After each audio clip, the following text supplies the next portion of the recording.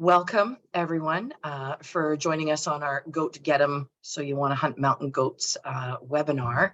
And we're really pleased to bring you a collaborative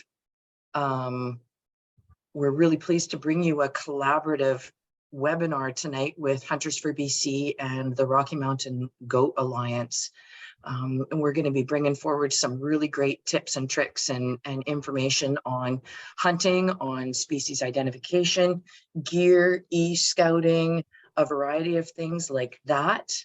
And so I just want to thank you all that have registered and joined. I'm going to give you a quick little overview on Zoom and how it works for those of you that may be new. So at the bottom of your screen, I want you to pay attention to two areas, the Q&A and the chat. And so towards the end of the webinar, we will be promoting your profile. When you ask a question, we'll promote your profile so that you will be able to speak directly with the presenter that you're asking a question of, and you'll probably get a few of the presenters that are going to chime in and add some information to your question. Now, bearing in mind that as we go through quite a heavy list of topics tonight, some of your questions may get answered throughout, so you can always decline if you so need to when I promote you to panelists. Would be great if you learn where to turn your mute and your video on and off when I have promoted you to panelists.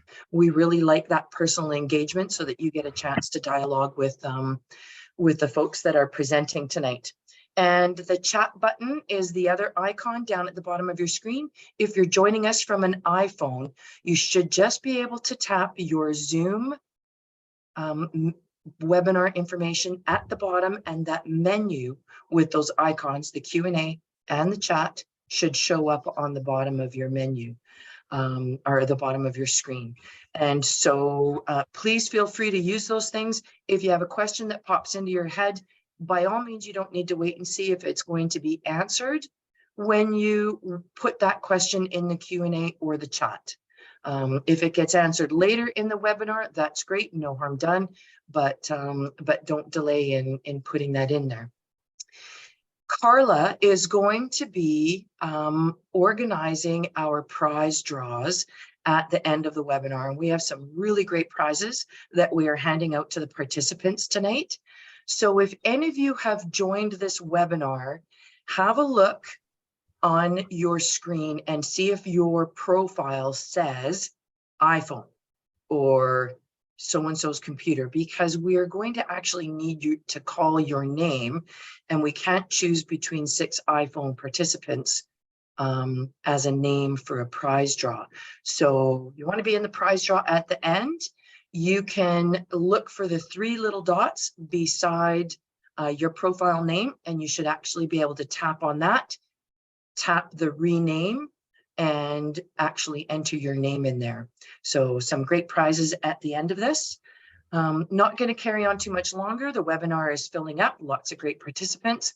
I am going to introduce you tonight to our panelists. So I would like to say thank you to Marvin Kwiatkowski. Is that how I pronounce your last name? Yeah, that's close. Good.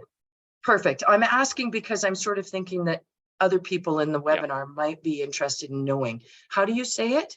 Oh yeah, Kwiatkowski. Kwiatkowski. Perfect. So Marvin is director and board chair with the Rocky Mountain Goat Alliance. You will have seen all of our panelists' bios on the website and the Zoom webinar information. I'm not going to go further than that. Ed Thompson, welcome Ed. Thanks for joining us. Paige Norton, thank you Paige for showing up. Justin Kaluski kind of hit the wall of fame here with his world record 60-inch Rocky Mountain goat last year. Robin Unruh, president and founder of Hunters for BC. On that note, I'm going to give you a brief little introduction on Hunters for BC. Marvin will give you a little overview of Rocky Mountain Goat Alliance. So Hunters for BC, we are 3.5 years young. and we are a formed nonprofit organization in the province of British Columbia. We are made up of hunters and for hunters. We are here for primarily the wildlife declines that are happening in this province, access management, predator-prey dynamics, and education and support for hunters. Those are the main goals of why we're here. Marvin, I'm going to hand this over to you, and you can do the Goat Alliance intro. Okay, thanks, Amberly. Yeah, so Rocky Mountain Goat Alliance, most of you've probably heard of them. We've been around for almost a decade now, so just about 10 years young. We're in North America, so not located in one particular state or province. We were registered as a charity 2014. We are affiliated of the Wild Sheep Society or Wild Sheep Foundation. That was in 2020. Our main focus really is to increase and enhance management range and populations of the Rocky Mountain goat in North America. The key is education. We're a big believer in science and in education. So we have kind of backing and supporting a lot of conservation projects in regards to mountain goats. As well as we do some advocacy as well where needed for looking out for mountain goats and making sure that there's ample hunting opportunities in the areas that mountain goats do exist. I want to highlight we have 3 directors in Canada, in Alberta and in BC, and we also have 3 regional reps in British Columbia. So we've really ramped that up in recent years to have a stronger presence in what I call the Mecca for mountain goats. So you'll see a more stronger presence in BC with the Goat Alliance. Thank you very much for that. I'm just going to do a quick little rundown for our webinar attendees. Let me quickly find my list. I just want to give you guys a quick overview of our topics tonight. So we are going to be before the hunt begins, location, duration, logistics, e-scouting, physical prep, gear prep, getting dialed in, knowing the regulations, choosing a partner, mental preparation, soup to nuts on early season summer goat hunting tactics, and then repeat that for late season fall. Repeat that for goat hunting tactics January and February. We're going to talk about shot placement, analyzing the terrain, shoot or not to shoot based on the terrain, retrievals, miscellaneous meat and hide care, conservation importance of not harvesting the female nanny goats, goat sex ID, and what to look for in a mature billy. So, we do expect to have a fairly lengthy webinar tonight. Just before we get started, I'm going to quickly do a land acknowledgement. Today we meet, but as individuals, we participate on lands previously and presently occupied by Canada's Indigenous peoples. We would like to acknowledge that for thousands of years, Indigenous peoples have walked their land, weaving their identity and spirituality intimately with the land. We encourage everyone to remember their heritage and history, as well as the important contributions of many nations and cultures in our shared history. Please be mindful of the many covenants and treaties that have been made and often broken with Indigenous peoples. Knowing that they have suffered, may we find new ways to live with respect on this land, moving into reconciliation as we journey forward. And with that, I am going to hand the floor over to Marvin, and Carla will be managing our slideshow for you tonight. Okay, thanks, Amberly. So what we're going to get into is the different topics. We're going to have the different panelists here kind of head them up, but we're going to have the different participants, panelists kind of jump in as needed. So we'll be fairly free flowing here. There's not like a script on any of these topics.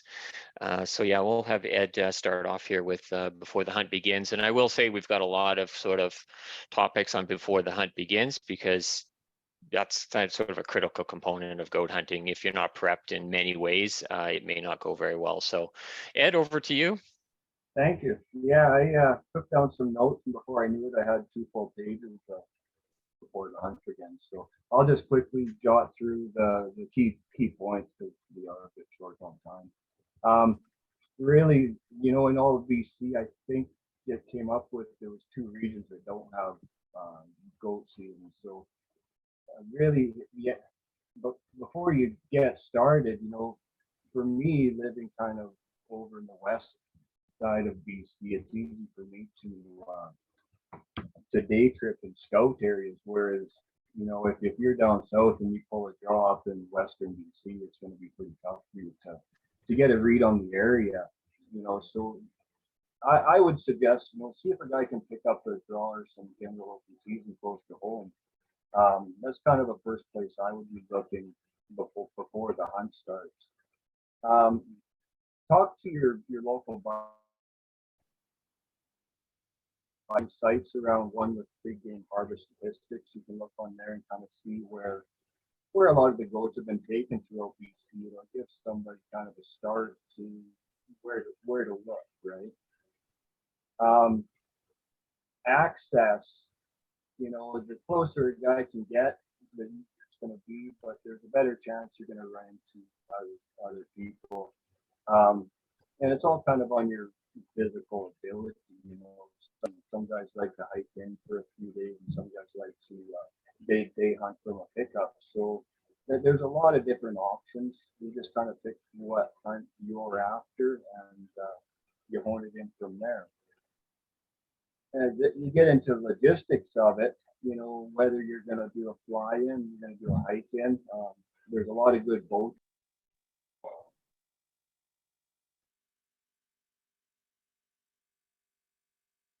Oh, he might have cut out.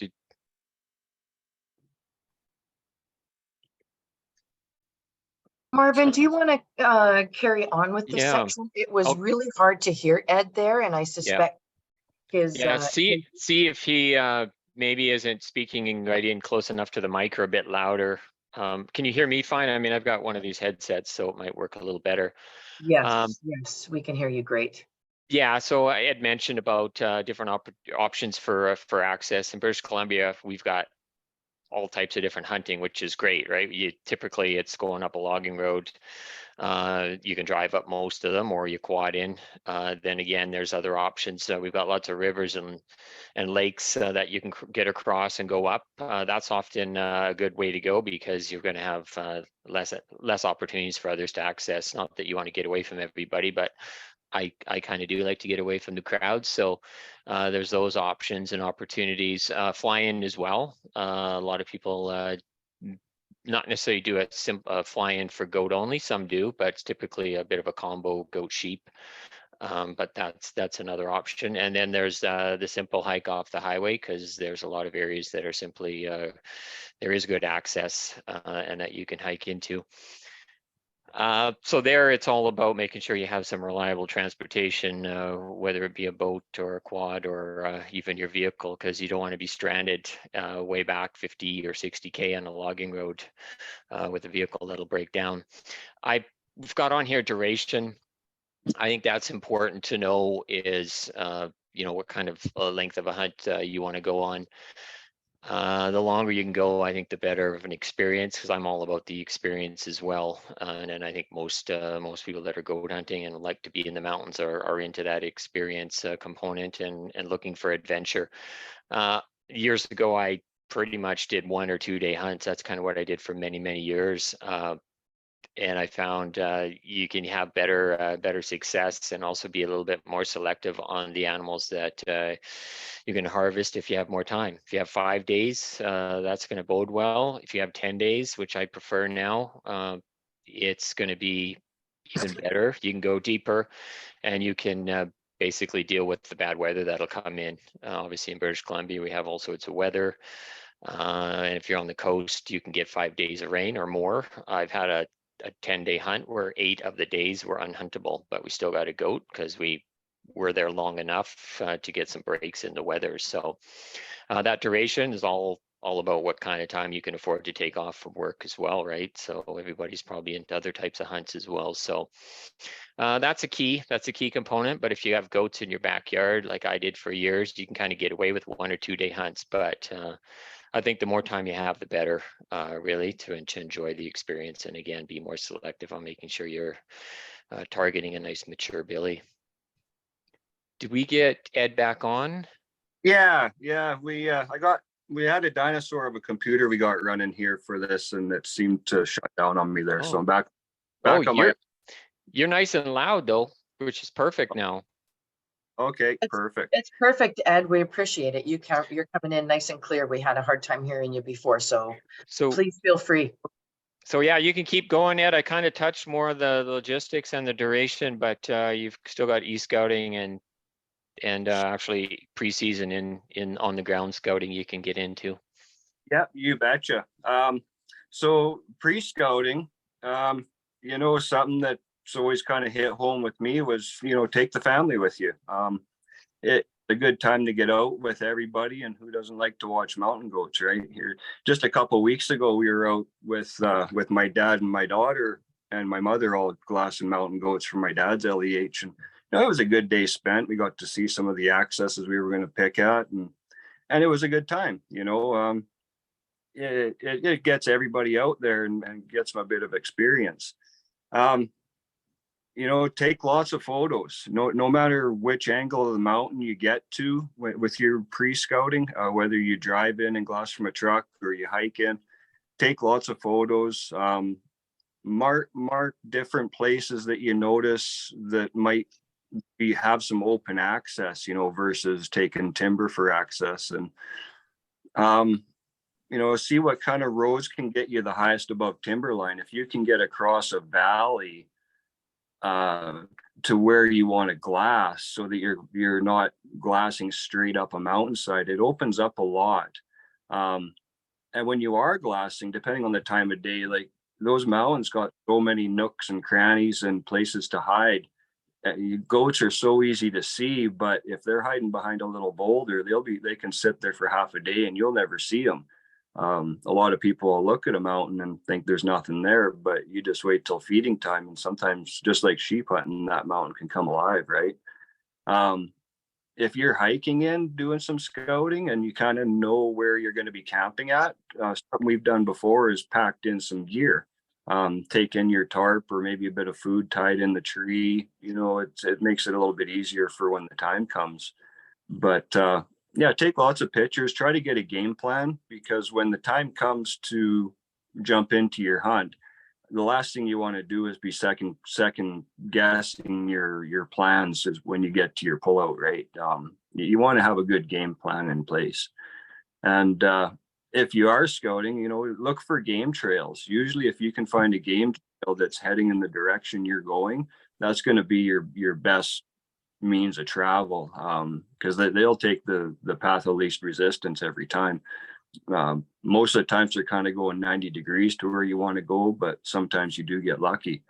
If you are watching goats, watch for them kind of sticking around a patch of rocks, licking rocks. The mineral licks where minerals seep out of the ground. A lot of times it'll be a yearly thing. You can watch goats there different times every year, because they put those places, right? And so in rut season, it's a good way to attract billies into your nannies. If the nannies are in some sort of minerals, there's a good chance there'll be a billy coming there sometime in October and November. Just a few things that I'm looking for, if I'm doing some scouting in person. I like to set up game cameras if I can. I haven't quite got this far to do it in a hunting area so much yet, but it is on my bucket list to do. And then like Marv said, you can sort through some of the goats, you can see what's in there, and you can try to target the most mature goat in the valley, right? With e-scouting, it all depends on the time of year that you want to hunt, kind of what drainages, what facing slopes you want to hunt. Kind of depends. Like this year's particular is extra dry. I think that's going to play kind of a big role in a lot of mountain animals this year. Google Earth and fat maps and stuff like that, it's great for getting a lay of the terrain. You can kind of see where the cliffs are, where the trees are, but by no means take those seriously, because you'll be sorry when you start hiking through that. I still get fooled by Google Earth and fat maps thinking that it looks somewhat good, but it doesn't. Something I found for e-scouting for water, and it was actually brought up to me by a good friend of me here not too long ago, was Centennial Maps.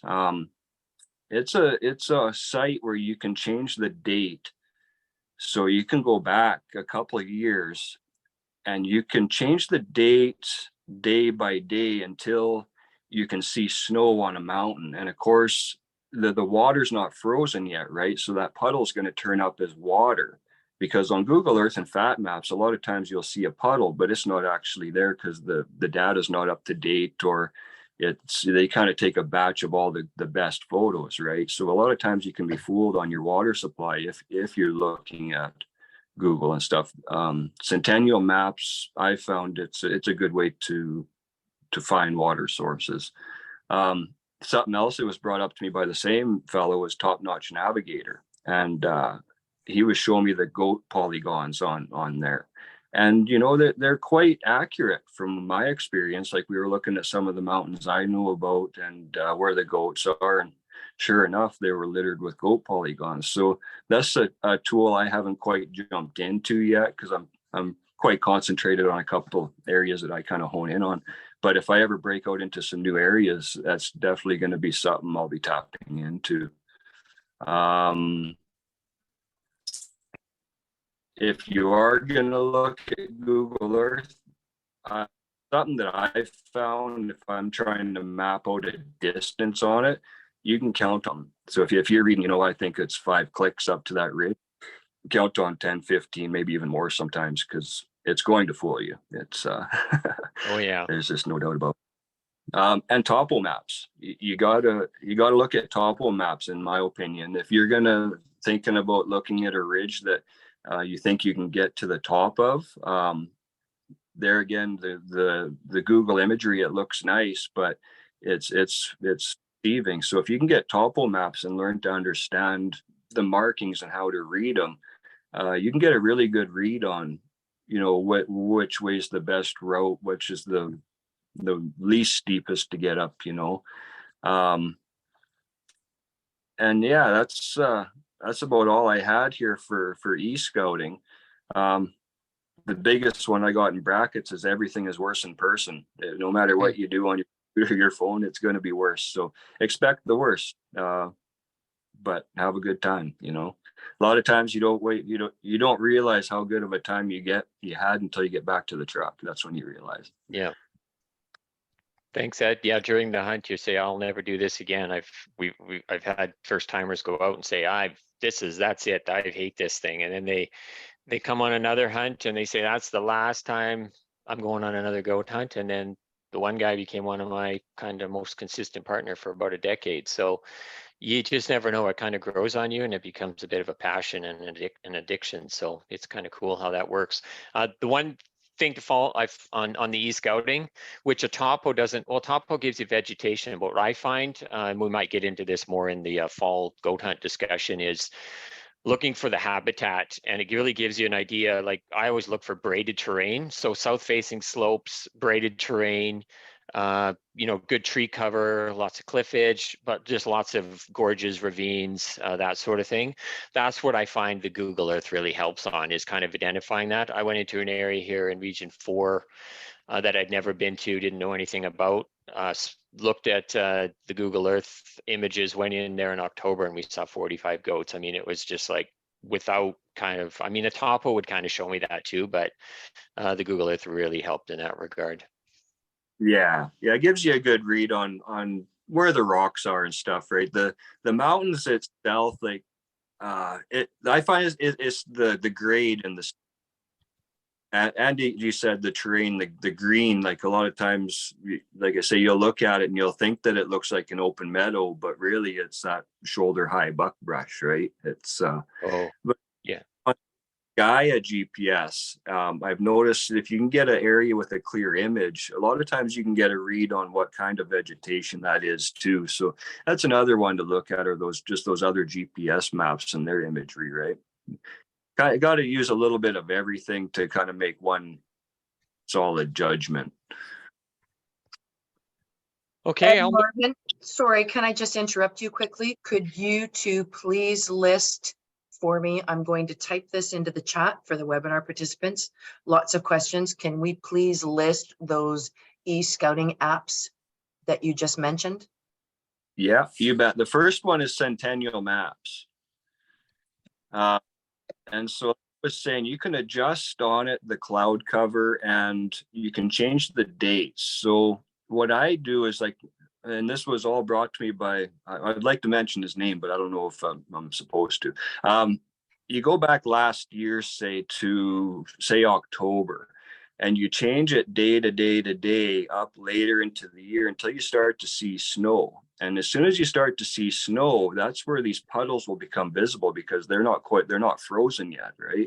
And that's where you can get a definite water source that probably stays there all year long. Because a lot of these water sources, they'll show up early in the year, midsummer, but then by August, September, a lot of them are dried up. So that's where I'm finding the Centennial Maps to come in really handy. The other was the Top Notch Navigator. And I've been slowly looking it up and stuff. And I think that it's a big eye opener for access. I listened to a couple of podcasts of his as well. And like a lot of these roads that are old logging roads, they'll show up different whether they're maintained or not. So a person can tell, like if they haven't been maintained in the last 10 years, then chances are they're pretty grown in and you're not going to get a vehicle in there, right? So just a good way to tell it where to look at, how you're going to access it. And along with the goat polygons. So anywhere there's been goat studies done, these goat polygons show up, and the more polygons was the better numbers that were counted. And when I compared it to the areas that I knew, it was actually quite accurate. Like it was quite impressive. And then yeah, Marvin, you had mentioned another one there, I think. Oh no, you just mentioned Google there. Yeah. I mean, So Google Earth is just hard to trust on its own without the research of the other ones. Perfect, you guys. I think Just for I think you said Fat Maps too, eh, Marvin? That's one we use a lot. Fat Maps, I kind of use those too. In the Fat field, I Maps? use Fat Maps. Yeah, you can cache your data on Fat Maps. You don't lose it, which is pretty nice. Yeah. Cool. Okay, so just for our webinar participants, I have just entered all of those names of those e-scouting opportunities in the webinar chat. So I will download that chat at the end, and the webinar is going to be recorded if you need to refresh your memory in the future. Thanks, guys. Please go ahead. Yeah, so we'll move on to sort of the physical preparation. We haven't talked about it a lot yet, but really safety is paramount when it comes to goat hunting. In many ways, it's kind of going to be a theme as we kind of move through this webinar. And in my view, the safety, physical preparation is a huge part of the safety. And really not just having a successful hunt, but enjoying the hunt. And actually, if you don't have the physical ability to even get up the mountain, your hunt's going to end pretty quick. So I find it's kind of, if you're physically feeling pretty confident, it really helps your mental game. And I kind of talk about the mental game in a little bit further on. They kind of go hand in hand, as we know. So physical, mental, both, or you kind of want them both at the top of the game here. So as far as physical goes, I stopped working out in the gym the year I started goat hunting, which is a long time ago. I'm not saying working out in the gym isn't a bad thing. It's good. But I'm a big proponent of actually hiking with weight in the terrain I'm going to be hunting in. And not everybody has that opportunity. I know that if you live in a larger center, you may not have a mountain in your backyard. I've been fortunate wherever I kind of move, I make sure my house is situated where there's pretty much a pretty good hill or mountain in the backyard. So I have that opportunity. You know, and generally in BC here, we're going to have some good terrain. We're not on the flatlands where you're really going to be limited. So What I do, I mean, I kind of think goat hunting all year. Goat hunting's on the top of my mind a fair bit and has been for almost 3 decades now. So I'm kind of in a continuous training, even though I'm not hiking in the winter. I did many years. I haven't done it as much this last year or two, just keeping my cardio up. So I did a lot of training, cross-country ski training, in particular skate skiing. So there's a fair bit of hills when you're out there. So that's kind of what I do on the off season when I'm not hunting or actually training, say for a goat hunt. But come spring, I'm starting with the pack in March and right up to when the hunt is ready to take off, whether it be usually a week before I ease off. But really, I find that's the best workout for all your muscles, getting your back used to the weight, and it's worked out quite well. So typically I have the same route. I use, start with say 40, 45 pounds, and I time myself, and that just kind of keeps me regular, keeps me on check to see that I'm progressing. And when I get to a certain kind of time, or when I'm pretty consistent, I'll up the weights, and I'll up the weight till, I wouldn't go 100. I used to do that, but I'm getting too old for that in training. So typically 70, but I went to 87 here recently and it felt really good. But I try to find a terrain that's the steepest possible. So that's kind of the basics of it. I don't want to get into, I know there's the people that get into all sorts of programs that are out there. I won't say any names of them, but they seem to work well for people. But I'm just kind of keep it simple kind of guy. Put my pack on, put my boots on, and away I go. I always train and I hunt with hiking poles, trekking poles. So that will probably come up in our gear discussion. That's huge for me, perhaps more than others. I have previous injuries that more or less require me to have hiking poles, or else I'm going to blow my other knee out. So that's probably another reason where I probably train more than a lot of individuals, is because I have an injury and I don't have much muscle mass on my one leg. So I kind of make sure that to be successful and not to have a knee blowout in the mountains, that I'm actually really well prepared, and that really helps. And if you take individuals on a hunt that aren't as well prepared, and if one of you is in really good shape, it's the one that's not really in good shape, it's not going to be as enjoyable. So it just makes for a more enjoyable hunt. You're not going to be kind of limited by your physical, the mountain physical, the steepness and the terrain may limit you, but you're going to have it in you to actually go deeper, to potentially pack out your own animal, a full goat, which is heavy. But if you're in good shape, you actually have the confidence to be able to do that. So that's kind of it, but others can chime in here on the panel if you have more to add. I kind of just went kind of high level. I think you're right on the confidence and positive attitude. I've guided 2 goat hunts, and it's funny because they're 100% opposites of each other. The very first goat hunt I ever guided, he was a college football player, and he was big and muscle and tough. But he right from the get-go, he had a bad attitude. And as a guide, you have to keep them positive, and that's one of the biggest parts of the job. And there was no keeping them positive, and it was one of the worst hunts I think I ever guided in my life. The other goat hunt was a short, pretty big, round, out of shape guy, but just the happiest fella I've ever hunted with in my life. Happiest guy, and determined, and when we found him his goat, it took twice as long as it probably would have took the average person, but he did it, and didn't complain. We had to go slow, but he didn't have any quit in him. Positive attitude is huge. Yeah, the biggest. Yeah, no, I agree. You don't have to, like, we're going to get into this in the other sections. You don't have to be the fittest person. I mean, it's good to be fit, but you don't have to have the best gear, the fittest. The attitude's huge. I agree. I will rather have somebody who's a little bit out of shape with that attitude. with a good attitude than the poor attitude. I always say you can kill a person in the mountains with a bad attitude. Like, you want people that are positive, optimistic. It's just going to bode better for you in the end, and for them with that positiveness. So we can get more into that in the discussion of partners and versus going solo. But anything else to add on the physical component from any of the other panels? I would say it's goat hunting is it's directly proportional. You're going to get out what you put in, and that ends up being usually it's a year-round thing, like you said, Marvin. If you're bound and determined to get a goat, and that's your goal, it's going to be on the top of your mind, whether it's spring, summer, fall, or winter, whether you're cross-country skiing, snowshoeing, riding your mountain bike. It's all good stuff. And you know, push yourself hard beyond what you think you're capable of, because goat hunting most certainly will. Yeah, thanks. I was going to mention this.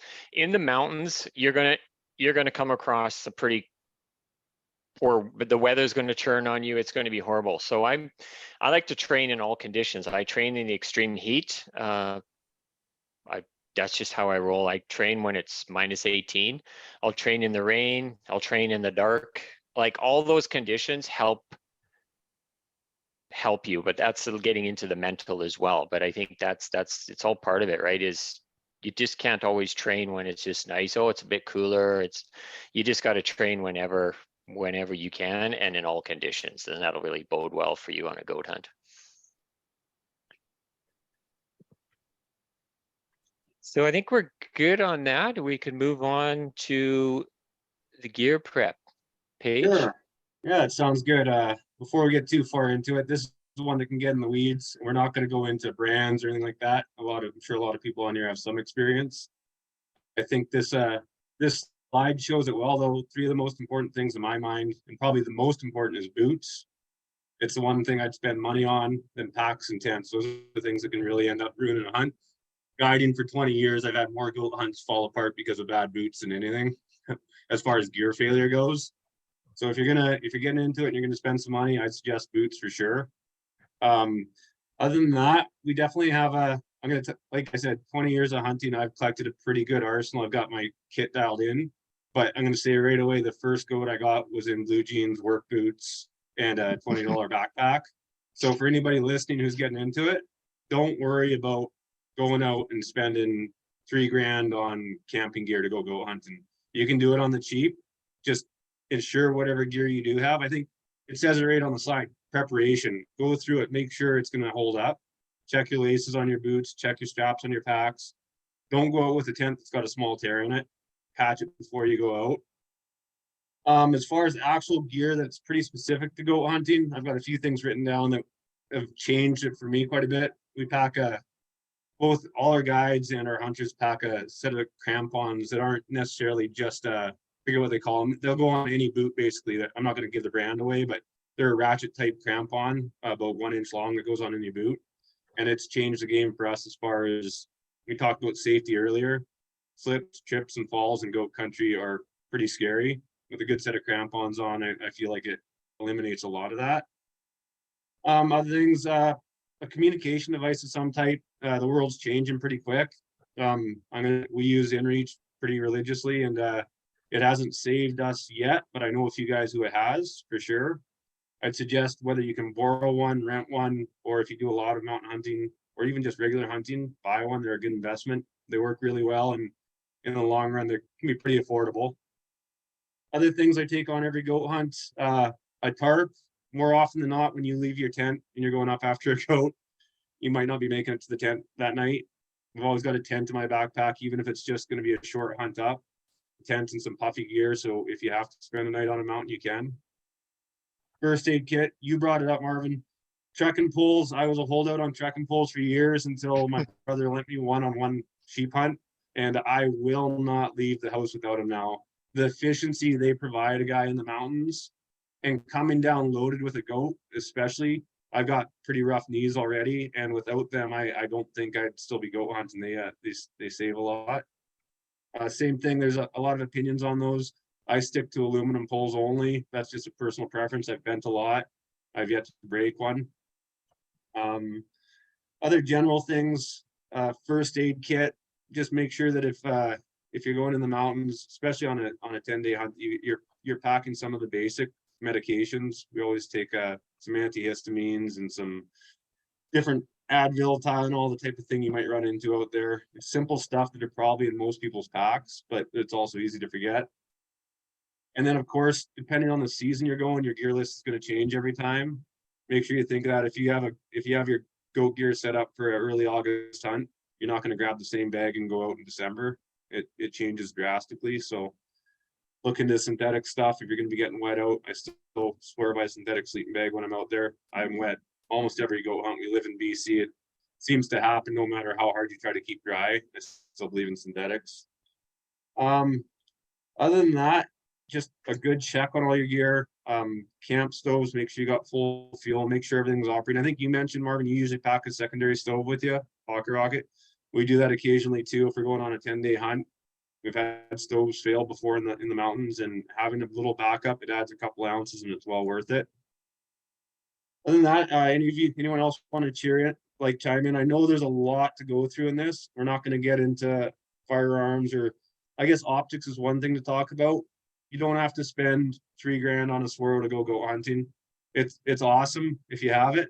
But like I said, I started out without a spotting scope and with Bushnell binoculars that work just fine. You got to get a bit closer and do a bit more work to judge them, but don't feel you have to drop a bunch of money on them. But that being said, I do suggest having a spotter for most goat hunts. It might save you climbing a mountain you don't have to after an ante. So yeah, that's kind of my opinion on it. Anybody else have any gear they want to throw in there that's a mandatory goat gear? Ibuprofen. Yeah, ibuprofen, Advil, Tylenol, antihistamines. I forget what they call it for diarrhea, but that's an important one too, along with the toilet paper. Paige, I just mentioned the ibuprofen because I'm almost 60, so sometimes having that can be a big help. Yeah, and in the first aid kit, if you or your partner have any medical conditions you can think of, make sure that you're prepared for that. Even if it's something that pops up occasionally, make sure you have all the meds and enough to get through your 10-day hunt +5, because you never know what's going to happen back there. And Yes. I'm just going to add a little shout out here. I've had 2 occasions. One was on the West Coast Trail, 173 millimeters of rain in 10 hours. And everything that we owned was soaked. Garbage bags, a black garbage bag, cut my neck, cut my armholes in it, kept me warm and kept me going. Same thing happened on a sheep hunt when rain gear just couldn't hold up. And so a black garbage bag is pretty light, pretty easy, and a great thing to toss into the bottom of your pack in case you need it. Yeah, on that note, Emily, I forgot to mention too, anybody that's new to rain gear in the mountains, you can spend a lot on breathable rain gear. And I'm going to say right now, if it's breathable, it's not 100% waterproof. And if it's 100% waterproof, it's not breathable. So, I mean, I've got really good rain gear, and it's still in enough rain and enough where it's going to leak through. So just be prepared for it in the mountains. You're going to get wet probably. Amberly brought up the great point of the garbage bag. And actually, I line my pack. I got a large pack, so I line the inside with a bag, and I still have an extra bag. I've slept in that. It's an oversized, construction style bag, so it's durable, but I spent nights in those bags. In massive storms, you just throw that over yourself and your pack. It's big enough that'll keep you dry. So yeah, those bags have been phenomenal in kind of keeping a person dry, because it can pound. But yeah, it doesn't matter the rain gear. You're going to be wet from sweating or wet from rain. You're just going to be wet generally, unless you're generally hunting, I guess, in the summer where it's sunny and dry out. But yeah, so try to avoid cotton when it comes to gear too. That's something I think most people are learning these days, but that was a mistake I made when I was young too. Is cotton t-shirts, they're not ideal in any hunting conditions in my mind. If I might add one thing, I would love to go with Marvin. He's practicing with some pretty heavy weights, and I would definitely slip a 6-pack of beer in his pack when he's not looking. Well, I'm not gonna lie, sometimes there's something that gets slipped in the pack. But it's not a 6-pack. Okay, let's go on to Justin here about getting dialed in. Yeah, I mean, preparation as far as your comfort level, shooting skills is very important. A lot of practice, not just at the range, but out in all types of terrain, and similar to the Marvin's training regiment, different weather conditions, whether it be wind, snow, bugs, that's all elements that you're probably going to face out there. So getting comfortable being uncomfortable, I would say is pretty crucial when it comes to goat hunting. That's kind of the name of the game. You know, I've never personally shot a goat farther than 300 yards. A lot of what I find to be part of the enjoyment and the attraction of hunting is getting close. I know that's not always possible, but whenever possible, you want to try and get as close as you can for a clean, efficient kill. A good flat shooting gun is really important. Know your ballistics, know your drop on your bullet. A rangefinder, absolutely. I will not head into the mountains without a rangefinder. You're kind of just guessing. Judging distance at the range is one thing. Judging distance up or downhill or across valleys is a completely different ball game altogether. I'm sure all of you on the panel have done it. You've been sitting there with your hunting partner. How far do you think that rock is? You know, I've guessed. You know, I've been out over 200 yards before on a guess. So a good rangefinder is it's worth its weight in gold. A good set of scope covers. Your chances are you're banging through brush, through alders, through thick, dense vegetation.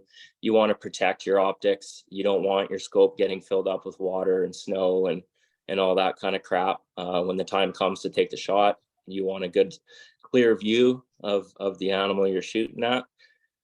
Yeah, that's probably about it. What I'll add there, Justin, you might have a few more things after, but you don't need the most expensive rifle. I know, Justin, you mentioned about the rifle you're using that you got years ago. The one I've been using for 20 years is a $500 model. Well, it's a Winchester Model 70 Sporter. It is not a fancy rifle. I'm trying a fancy one this year that someone lent me, but for 20 years, I've essentially used, it's accurate, but it's not all pimped out and all fancy. I've used my 375 and a 300, but my 270 is my go-to. So you think goats are really tough, but the best rifle is the one that you're most accurate and most comfortable with. And when you get into the mountains, you're going to be shooting sharp angles. So you got to think about the recoil. I've been scoped a few times with those heavy calibers, and the shots weren't very good either. So those are things to think about. Yeah, a rifle that's you're comfortable, shoots really well, but you do want a decent bullet that's going to hold together as well. So you don't want a really cheap bullet that's going to fly apart. I've tried those. If you're going to hit bone, you want it to hold together quite well. You don't want the bullet just flying to pieces here. And yeah, that's a great point. Yeah, I think a lot of people with social media, can get deterred. A lot of what we see out there are people, it's not a real representation of what's actually going on a hole out in the field. We're not sponsored. We don't get all this free, really expensive gear. You got to work for it. You got to take care of it. It's not like you're getting a new set of stuff every year. The gun that I shot this with was a secondhand gun. I paid $800 for it, and it did the job. So yeah. And I think on another note to that, don't think that having a really expensive gun, a really expensive optics, and all the best gear, it can provide a false sense of security if you're not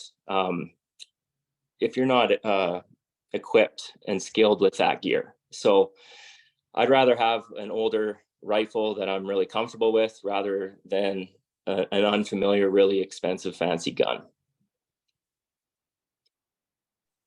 And I don't think we touched upon it, but just probably a synthetic stock for mountain hunting is the best. But my first rifle was a 300 Win. I still have it. It's a wood stock, and it did reasonably well. But again, if you're hunting in the wet coastal, a wood stock and warp, and there's things there, and you're going to beat it up pretty good. So generally, probably a synthetic stock for kind of mountain hunting is going to be better. But wood's going to work as well. So. Yeah, and stainless barrel too. That's what I've ran ever since I was 15 years old. Doesn't pit, doesn't rust. It handles the weather and all the conditions really well. So yeah, anything else from the other panelists on the? I mean, we're not getting into archery. I don't know if any of us are archery experts here, so we didn't really dive into that. Only thing I've noticed lately a little bit, Marvin, is a lot of hunters showing up over scope for goat hunts. And you end up at 50 yards on a billy across a gully, and they've got maybe their low power is sitting at like 20 power. We had that recently, and I really don't think it's needed for goat hunting. You should be able to get within range. So anybody that's looking to put a scope on their gun, spend money on optics, but I wouldn't worry about you're not needing to shoot 600-700 yards. No, so it's no. Over scoping, I think, can be a problem. It's actually, I've had a couple missed because of that now. Yeah, my 300 had a 2 to 7 and my 270 is a 3 to 9, and I've taken a few goats at 20 yards, and my average is about 87 or 90 yards on average. So generally, you're going to be pretty close. yeah, and on that note of the scopes and the powers, I kind of, as a rule, usually walk around with my gun on the lowest power. The reasoning being, if something was to happen really quickly, for instance, a bear, or you run into a goat at close range, you don't have to think about it. You don't have time. It's going to be where you want it. Generally, when you spot an animal way out there, you got time to think a little bit more clearly. So I generally keep my scope dialed down. Robin, you had a question or a comment? I think for me, one thing is you always have to think about worst case Ontario, and heaven forbid you have a wipeout, which you're gonna, when you're in the mountains, you're gonna fall. If you smack your scope, make sure that you've brought enough ammunition with you that you can go back, hopefully to your camp, and check zero. There's nothing worse than that seed of doubt in the back of your mind, knowing that you've racked your rifle pretty hard and you didn't bring the tools that you need to check zero, and that can turn your hunt upside down if you don't. So I always carry, people can make fun of me or not, I always carry a box 20. And just for that reason, is if something goes wrong, I can hopefully get it back to zero. If not, then there's bigger problems. So that's what I had to add. That's actually good to say. I used to pack as a minimum like 13 or so, but now I'm going up to 20. And also goats are tough. So I mean, they can take a half a dozen itself just on a goat at times. They're tough to put down, but you want extra, so for the bear factor. If you knock your scope, there's all these things. So you can go through bullets pretty quick if things start to go south on you. So yeah, I would have, I'd say anywhere from at least a dozen up to 20 to bring. Okay, we should probably keep moving here. We're into some pretty good discussions. We're not quite halfway through the agenda, so we'll keep moving here. I think this is important to state. Know the regulations before you head out. Believe it or not, there are people that head out and they end up hunting in the wrong zone. So first of all, make sure that you know the zone you're supposed to be hunting in. If it's LEH, the LEH maps are digital on the provincial website, so you can really you can hone right in to make sure you have the heights of land and the creeks, the boundaries that you need to hunt within. So yeah, that's something you'd assume most people would know, but it can happen where people venture off. I've heard of someone shooting a big book goat and then they marked it when they got inspected and it got taken away. They didn't even know it. They had a draw, but were in the wrong area. So you don't want that to happen. Some of the basic regs in regards to goats, it's really making sure that you're packing out, legally what you're supposed to. They're not just the meat, but also for inspection. So you have to have the horns for any goat you take, whether it be a male or a female.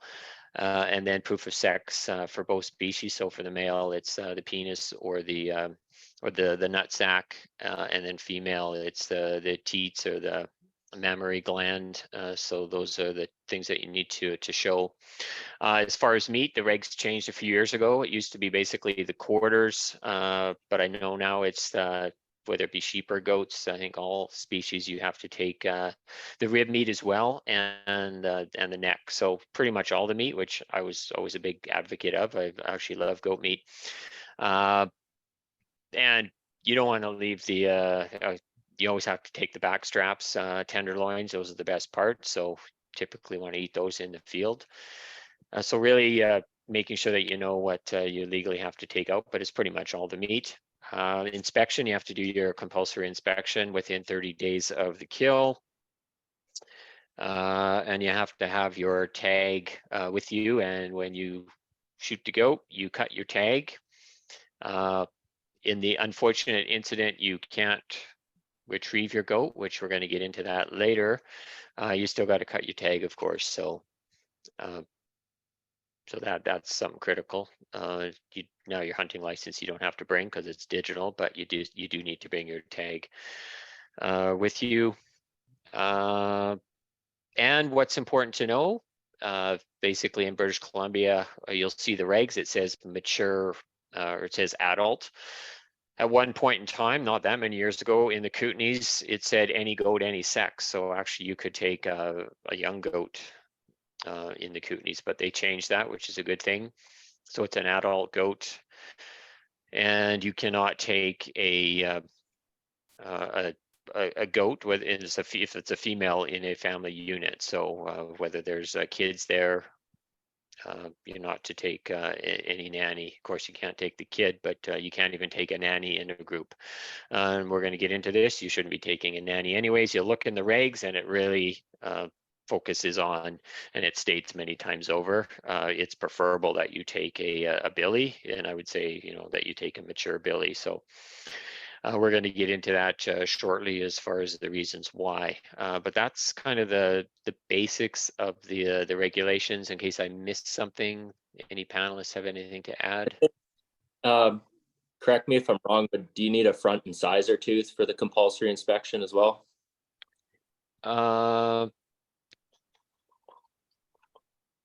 Maybe I'm looking at the old reg here. Ooh. I don't think so. That was for a sheep for sure. I think, in some region they did that. In one of the regions, they did in 6, I believe, but in 4, when I got a goat, I didn't need to. So I don't know if that, I may have an older reg here. So that's in 2022. Marvin, I've got a current regs here on my lap, and compulsory inspection on mountain goats. You covered all the bases as far as the regs go. If there's extra requirements for compulsory inspection, it will also say when you receive your limited entry permit, if you have to supply extra body parts, jawbone, whatever they're asking for. So just pay attention to that part on your LEH. Yeah, they did that in Region 6. I remember that for like 3-4 years ago, they started that in Region 6, but I know in Region 4 it wasn't. So yeah, you're right. That was in particular areas they were doing studies and gathering information. So they wanted the tooth. I think in Region 6 still active. Yeah, you're right on that. Yeah, the one thing that I might add is everybody's got cameras these days. Everybody's got iPhones. When you skin your goat out and you debone the meat, take pictures of the carcass, and then you have that in case anybody ever asks. Yeah, no, that's a good point. Okay, so we'll move on to choosing your partner or going solo. Robin, you're going to run with that. Hi, everybody. I'm extremely happy to be part of this, and we're way past due to give mountain goats the credit they deserve.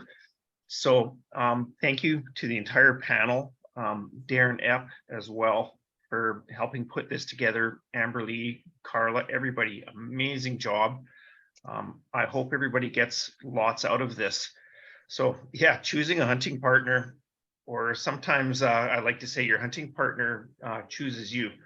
So it's really, really important to be with somebody, especially on the mountain, somebody like-minded.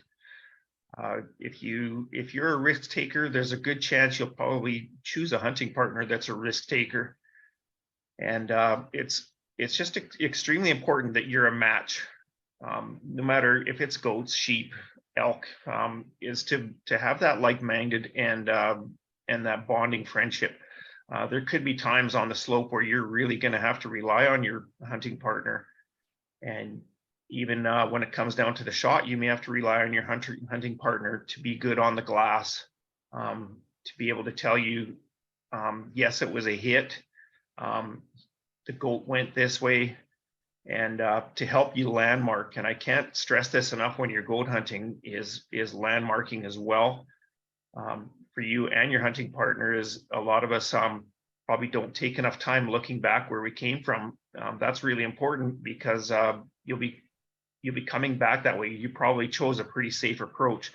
Another one, when you've got a goat down, it could be across a canyon. So landmark where you shot from, and landmark the closest landmark to the last location that you saw your goat. Picking a hunting partner, there's probably some people that I've hunted with here within the participants. So You better be careful what you say. yeah, I mean, goat hunting is a very difficult endeavor. Mental preparedness. So if you're prepared and your hunting partner isn't, you'll be babysitting, and the same goes the other way around. If you're not prepared, but you've got a hunting partner that really is, you don't want to be the person that's being babysat on the hill as well. So I think another thing too is we talked about, what if you get a blister? Well, make sure you got some moleskin and some things that in your pack that'll help you through some of this tough stuff. Choosing a hunting partner is very personal. It's important as the boots that you select. It's probably more important than anything that you're going to do is who you choose to spend time on the mountain with. Sometimes your hunting partner will eat twice as much as you, so that person will have to be prepared to carry twice as much food as you, and somebody to help carry the load out. When you're on a big-bodied goat, and you've got a pack full of gear and food, and then you're adding all that meat. So having a partner to distribute that burden is extremely important. And somebody to have fun with, tell jokes with. I know I could go on forever. I've been just so blessed with hunting partners in my life. But I've also heard some horror stories, and if somebody does have a horror story, I'd like them to share it, because it can happen.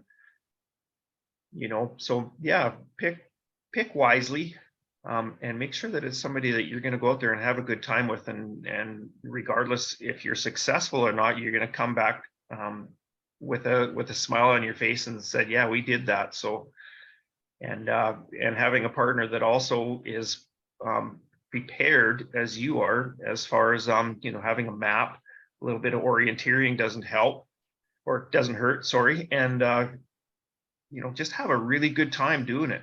I can't stress that enough, is have fun. The memory of having fun will last a lot longer than the mount or the rug that you're bringing home and the meat in the freezer, so you'll carry those memories for the rest of your life. Yeah, I think that's key. I mean, what I've done, if I haven't hunted with a partner, is I actually do some hikes in advance, just to kind of get a feel for how comfortable they are in the mountains, and how they're kind of how they'll push themselves. So when I take them on a training hike, I'm pushing it pretty hard just to kind of test them out, and it's usually worked out pretty well. So that's been one thing. Yeah, it's you want a partner that you're having fun with, and that you're going to become like brothers. Most of my hunting partners, I feel like they're my brothers, because just what you go through, especially on a mountain hunt. What you don't really want is a partner who's going to be like, you're almost like competing against each other, because you're there to help each other, and whoever gets an animal, so be it. But I just want to, I like my partner to be like, I'm just as excited if they get an animal, or if they're excited if I get an animal. I'm more excited usually when someone else gets one now. But that you're kind of like a team, and that you're not working against each other, and that you're like, it's this sort of competition thing. And I just want a partner, you're going to laugh, have jokes, you're going to have a good time, but you're also going to suffer together well. How about the going solo? Anything to add on that one? Yeah, going solo. I think one of the most important things if you're going on a solo trip, whether it's for a day, 3 days, or 10 days, let somebody reliable and responsible, let them know where you're going. Let them know where you're going to park your vehicle or your boat or whatever you're using. That's really important. And I think we all know that things can go sideways, especially the steeper it is, the worse it can be. So if you're going solo, take all the precautions that you need to make your solo trip as enjoyable as possible, and not leave people worried or grief-stricken because you haven't showed up at the time or the place that you said you were going to. So, and I think for anybody that's been at home worried about somebody that's a little overdue, it's really important. I think a lot of us use InReach. It's a great tool to keep your loved ones knowing what you're up to and that you're doing well. And going solo, it doesn't hurt to even bring a tensor bandage. If you blow out a knee, that can help you off the mountain. I like what Paige was mentioning, as well as with the trekking poles. I'm seriously going to look into trekking poles for this year as well. So I'll when we're offline, I'll probably pick his brain a little bit on what he uses. And yeah, being prepared solo, it's a different ball game. You're going to be you're going to get cliffed out, and you're going to be in some situations that you can't fall back on your partner. You're on your own. So I think being responsible and making smart decisions, making a plan before you leave camp, and hate to say it, some people have even forgot where their camp was or couldn't find it coming back in the dark. So make sure that you're camped in a place that you're going to be able to find in the dark, or if you're coming back and it's foggy and you're dead dog tired, that you're going to be able to get back, get replenished, get warm, dry, have a good sleep. And staying nourished and hydrated. I can't stress this enough as well. Any goat hunter, sheep hunter, elk hunter, anybody who's really been pushing hard in the mountains, coming down with the Charlie horse, I think it's worse than childbirth, guaranteed. So there's a few things that you can really look after yourself on a solo. Says the guy who's never had a baby. So I'm not the most experienced in the bush, and I have a couple of comments to add. First of all, I was on a October sheep hunt in northern BC with my husband in -10, and one of the things that I want people to just be aware of is snow changes the landscape dramatically. So looking behind you is always super important.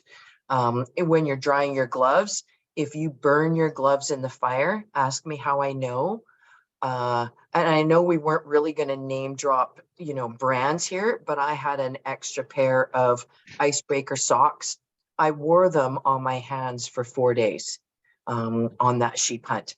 And I did everything, and they worked amazing.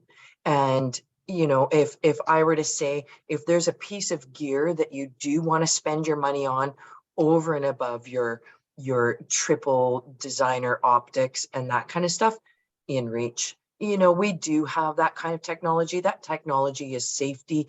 Learn how to use it. There's some great YouTube videos. You can mark your spots. You can backtrack where you were, where you've been. And especially for those solo hunts, you know, that kind of stuff is just super important. So a couple of little side note comments, but remember, icebreaker socks on your hands. They're amazing in those cold weather hunts and they work great. Thank you, Amberly. We'll keep moving on here. We're getting deep on these topics, which is good. Mental prep, I'm not going to get too much into this one. So here we go. I mentioned this before. Really, I want to focus on planning for the what ifs. So again, snow. You can be in August and you can be pummeled with snow. I tend to take almost the same clothing. Doesn't matter whether I'm hunting August, October, or January, February. For the most part, what I might switch up is synthetic versus down gear, but for the most part, I'm taking cold weather clothes even in the summer. Just being ready for. I always like some redundancy, as Robin mentioned. On one of the hunts we had a brand new stove, really expensive. I won't say the name. It didn't work from day one. And it never worked once they took it back. My buddies took it back. It just didn't work. So good thing I had my little pocket rocket. So we used that for the rest of most of the 10-day hunt. Another thing is a tent. So I like to have some sort of redundancy in case the tent goes down. And in the one photo on the right, massive windstorm, it snapped and ripped up the tent. I won't say the make, but you might be able to figure it out. Yeah, that's a 3-season tent in August, early September, and the wind took its toll on there. But I had another tent, the green one here, back at our base camp. So typically, I like some redundancy, or that you can squeeze into another person's tent in case yours goes down due to not just the weather, but maybe a grizzly. So I show an example here of a grizzly 35 yards from the tent. Get out in the morning to take a leak. Clean my eyes out. I didn't have my contacts or glasses on, but it looked like a grizzly. And sure enough, you just want to be mentally prepared for that kind of stuff. So that means I always like a clean camp, for the fact of grizzly bears. There's a lot of grizzlies in BC still. So that's the kind of thing, just preparing for the what ifs. Even on my quad, I had flat tire on the quad or the battery goes. So I brought the little charger with me on the quad, and I needed it. So I just think of any type of thing that could end my hunt early or really get in the way of the hunt. I want to have some sort of redundancy built in. So that's it. We're going to keep moving here. Now we're going to get into the different tactics in regards to the season. So we're going to start off here with the early season hunt, which would be more of an August, September hunt, and that goes over to Paige. All right, thanks. My computer just blanked out and I have to re-log in. So if I disappear, somebody's going to have to jump on for me. But yeah, this is something that I've done a lot of. I think we talked about it the other day, especially for beginner goat hunters. It might be the perfect way to get into it. Going to go through the good, the bad, and the ugly. The good part with these early season hunts is that you're really up in the mountains with the goats generally. We usually try to do a 10-day hunt where you're back there living with them. You can get up high in the alpine, camp in the alpine, and really get a true mountain experience. I think it's one of the epitomes of goat hunting is living up there with them.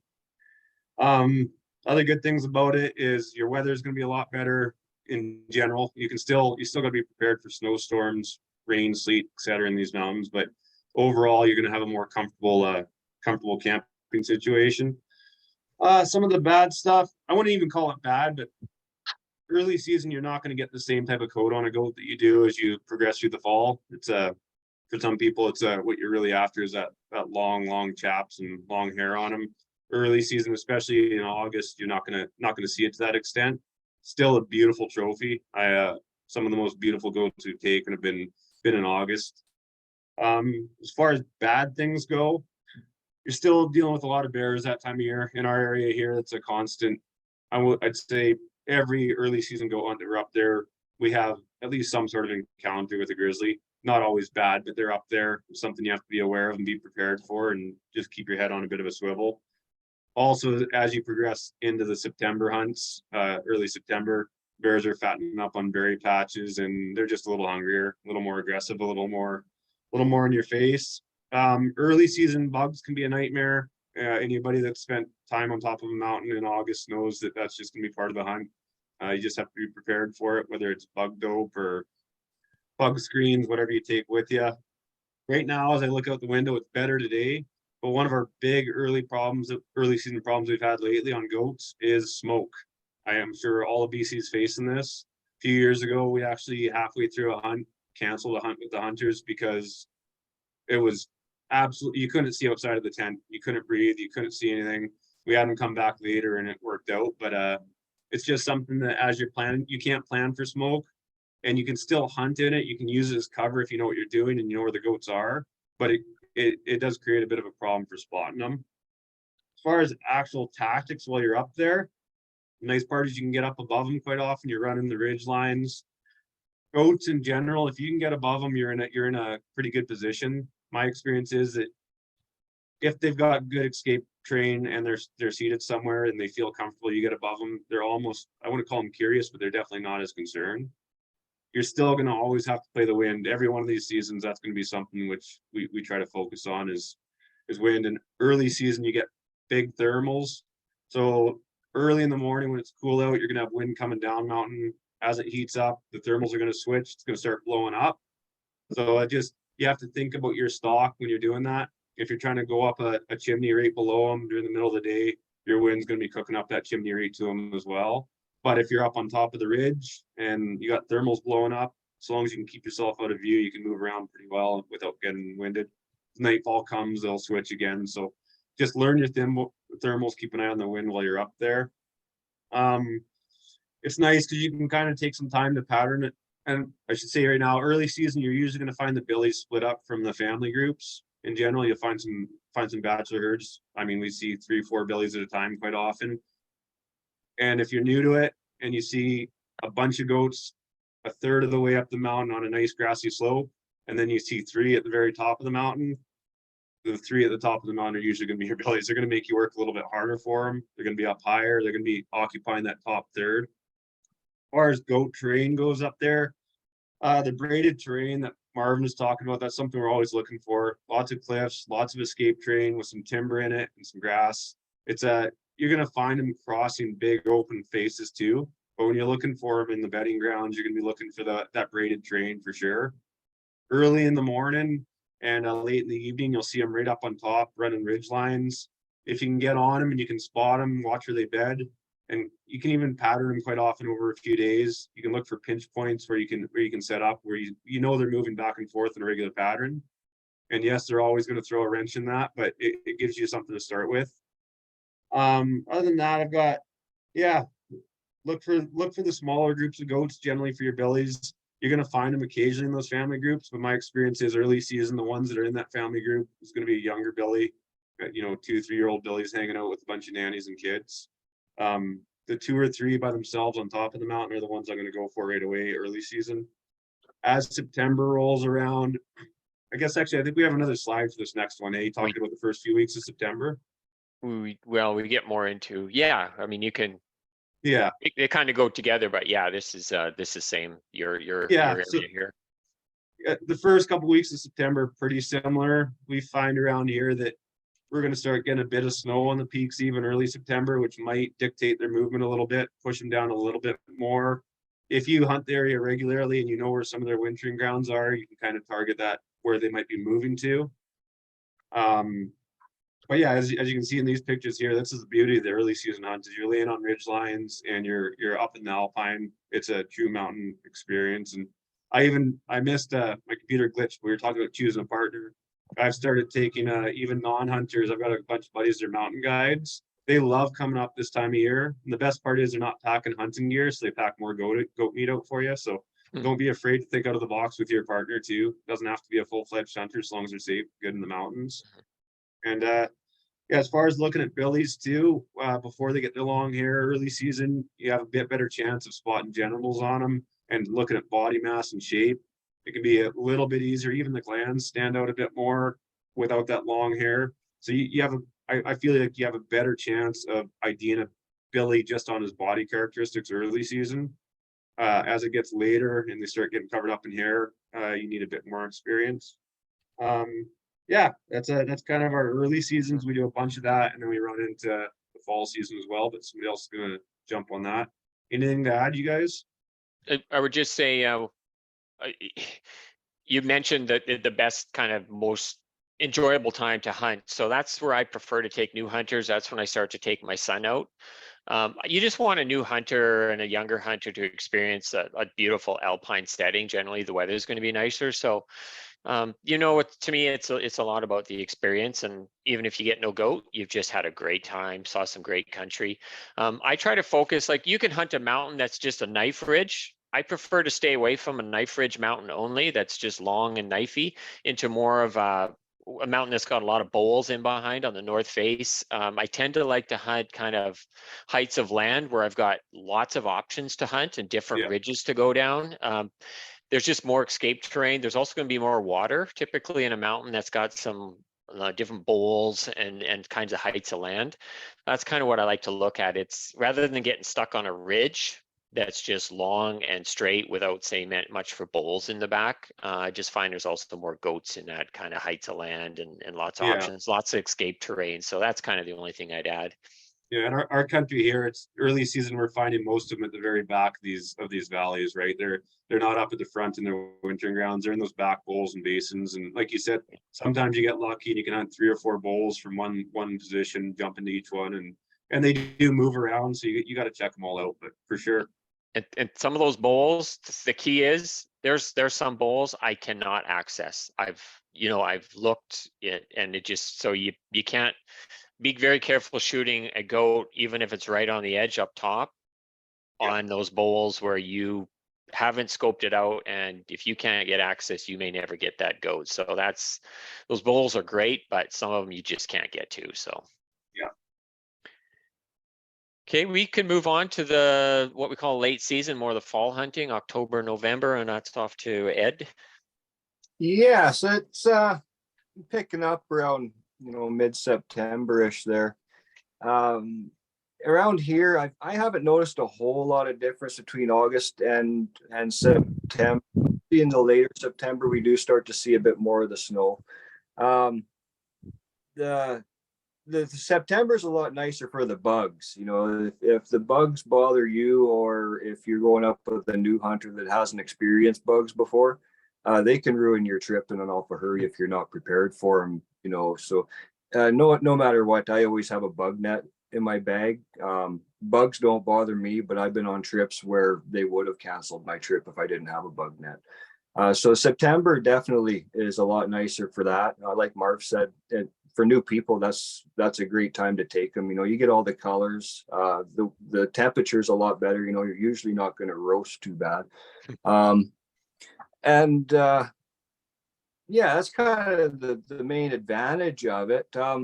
You're starting to get some more hair on your goats. The billies, start to hair up a little bit earlier. And as you get into October, it's actually quite amazing how fast that hair grows, especially down on their chaps. And as you get into the more moisture, like I tend to see more of the dirty rump on the billies getting into later September, early October, which if you're judging from a long distance, that's one of those signs that can kind of give you an indicator if you should get a closer look or not. There isn't a whole lot of disadvantage, to late September, October, besides you're going to run into a little bit more weather and fog. There's sometimes when you get into October, there'll be days where you'll have a cloud of fog sit right over top of your mountain and you're right below it, and there's nothing you can do but sit there and hope the wind picks up to blow it away. So that's one disadvantage as you get later into September and into October. But definitely it gets slippery. In the mornings, everything's got some dew on it, and if you got anything in the freezing temperatures, all those rocks, they're going to be just like little sheets of ice. And there's been times where I haven't been able to really get out of camp because it's either you're going to go bust through really thick bush or you're going to take the ice path of rocks right until at least the sun pokes out and starts to melt some of it. So definitely things get slipperier when you get later into the September and October with the dew. The crampons and boot chains definitely make a big difference. I've had good luck with the boot chains, just the rubber ones that go over the boots. They're kind of a mediocre between no chains and crampons, I think, but they definitely have helped me a lot in the past. As for the habitat that they're in, I haven't seen the billies move a whole lot from regular ranges up until the first week or two of October. I'll usually start to see them move around, and come the mid of October, I notice them kind of in around a herd of goats. I don't really see them in amongst a herd. I'll see younger goats, in with some nannies. But mature billies, I haven't seen actually move into the herds until, after the last couple of weeks of October and then into November. But definitely you will start to see billies move around more. If you're watching a herd of goats and you don't see a billy, and you're getting into the first couple of weeks of October, if you got the time, sit and wait a couple of days, because there's a good chance one will come roaming in, and they don't pick a herd and stick with that herd of nannies. They'll do their thing and they'll carry on. As for the terrain, it's definitely, I think you'd find them a bit lower, especially if you start getting some snow pushing them down a little bit, which makes it a lot nicer. Because if you get up above timber and you get it snow into the cliffs, and it's just you can't even get around up there, let alone try to retrieve one. So when they start to move down closer to the nannies and kids, kind of to that, below the 3/4 line of the mountain, it makes the access a lot easier, and it's going to make your retrieval a lot easier. And the hunting gets more exciting, as you get into October and closer to the rut. Just there's more goats moving. You're going to see more different goats. And yeah, it's an exciting time of year. Goats move a lot at night. I've noticed. I'll watch a mountain, and you'll know every goat on that mountain. And the next morning, you crawl out of the tent and look over, and there's new goats there that weren't there before. So that's another thing, that you never know what's going to pop into there the next day. So yeah, just you got to put in the time, right? If there's nothing there, sooner or later there will be. As for tactics for hunting them in the later season, I like a good vantage point. Like Marvin said, if you can get up onto a ridge where you can glass into a few different bowls, or if you're hunting from a vehicle, if you can get up onto a road and glass a whole big side of a mountain. You can. A lot of guys like to do the backpack in come September, October. I think it's just as much fun, but you're working pretty hard for it. You're going to put a lot of miles, and goat terrain's not the easiest to maneuver, and not like sheep terrain, right? So you can't expect to be covering as much ground like you can on a sheep hunt. So days get shorter come October. Something else that some people prefer, that because you can actually get a good night's sleep. You're not up to 11 o'clock glassing every night, but glass, just like sheep. Goats can hide behind the smallest of rocks. If you're looking at a mountain from the side view, any little drainage or creek, they're so easy to hide in those. So sometimes they'll be bedded. Just give it a few hours, and it's amazing what'll pop up. A lot of time you're hunting from the bottom come later season, especially if there's snow on the mountains. If you can get onto a ridge beside the goat and be shooting across a ravine, or a lot of times you're shooting uphill at them.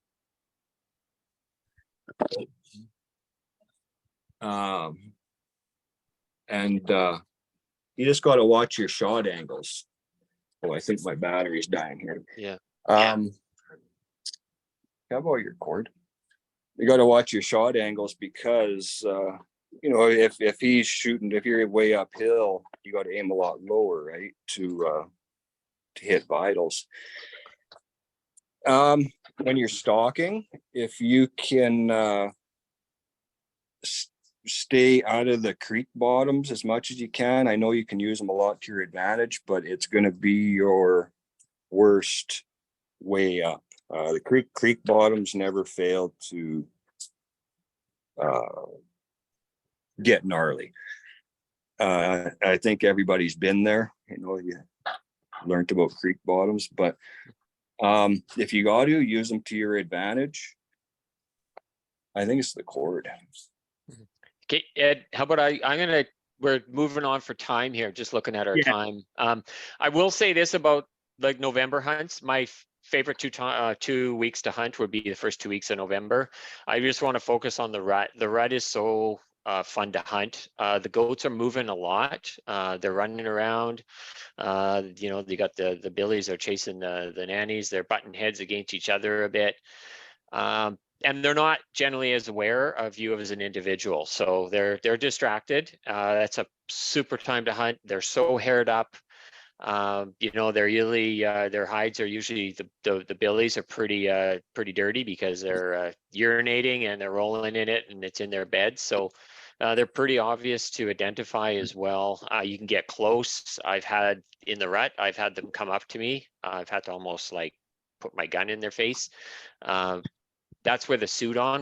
I'll get into that quickly as well. So anyways, yeah, the November, that's kind of the what I call late fall hunting. You know, you're not into a lot of snow, but generally as the snow comes down, the goats come down. So once you're into November, the goats are generally pretty low, but it's extremely nasty, difficult terrain, can be very dangerous. There's some areas that I hunt. Most goats cannot be shot and most cannot be retrieved in certain areas. I like those spots. There's some beautiful big billies, but you got to be careful and it can get nasty. Yeah, so yeah, crampons, rope. Sometimes you're getting cliffed out a lot. A lot of times you cannot get to those goats. You're coming in from the bottom. The goats disappear. It's a tough time to hunt. My first goat was November the 4th. You know, I learned a lot. Kind of how to hunt. Yeah, you come from the bottom, you want to be over it, as Ed mentioned. I'm going to say a few quick things on the winter goat hunting, just cognizant of time. I've done a fair bit of winter goat hunting and it's kind of next level. I would generally, I've hunted December. December is kind of in between, but when you get into December, I find the snow and even into mid or most of January, the snow is so soft, it's tough to get to goats. You're going to play yourself out. I've never taken a goat in December or January. February, I've taken one. I've been on most of my winter hunts are February. February, you're into hard packed snow. Often sledding, the photo on the top left, we sledded 55 kilometers back.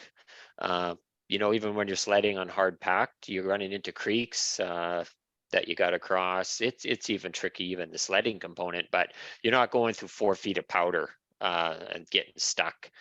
The days are getting longer in February. Again, the snow is hard packed, but the goats are hard to find. The goats are either going to be at the very top of the mountain on the wind swept slopes, eating the grasses that are exposed, or they're going to be in the timber. And depending on where you hunt, they might be hunkered in the timber for a long time. On this one hunt that they got the photos of, when we went in and went out, I don't know how many days later, the goats didn't move that were in the timber because there was so much snow and they're tired from the rut. There's just not a lot of energy in the goats to move around. So they're hunkered in the timber. You know, they're just they're browsing on whatever food they can get. So yeah, they're tough. I don't find the numbers. You don't see the big groups that you will in the summer or the fall.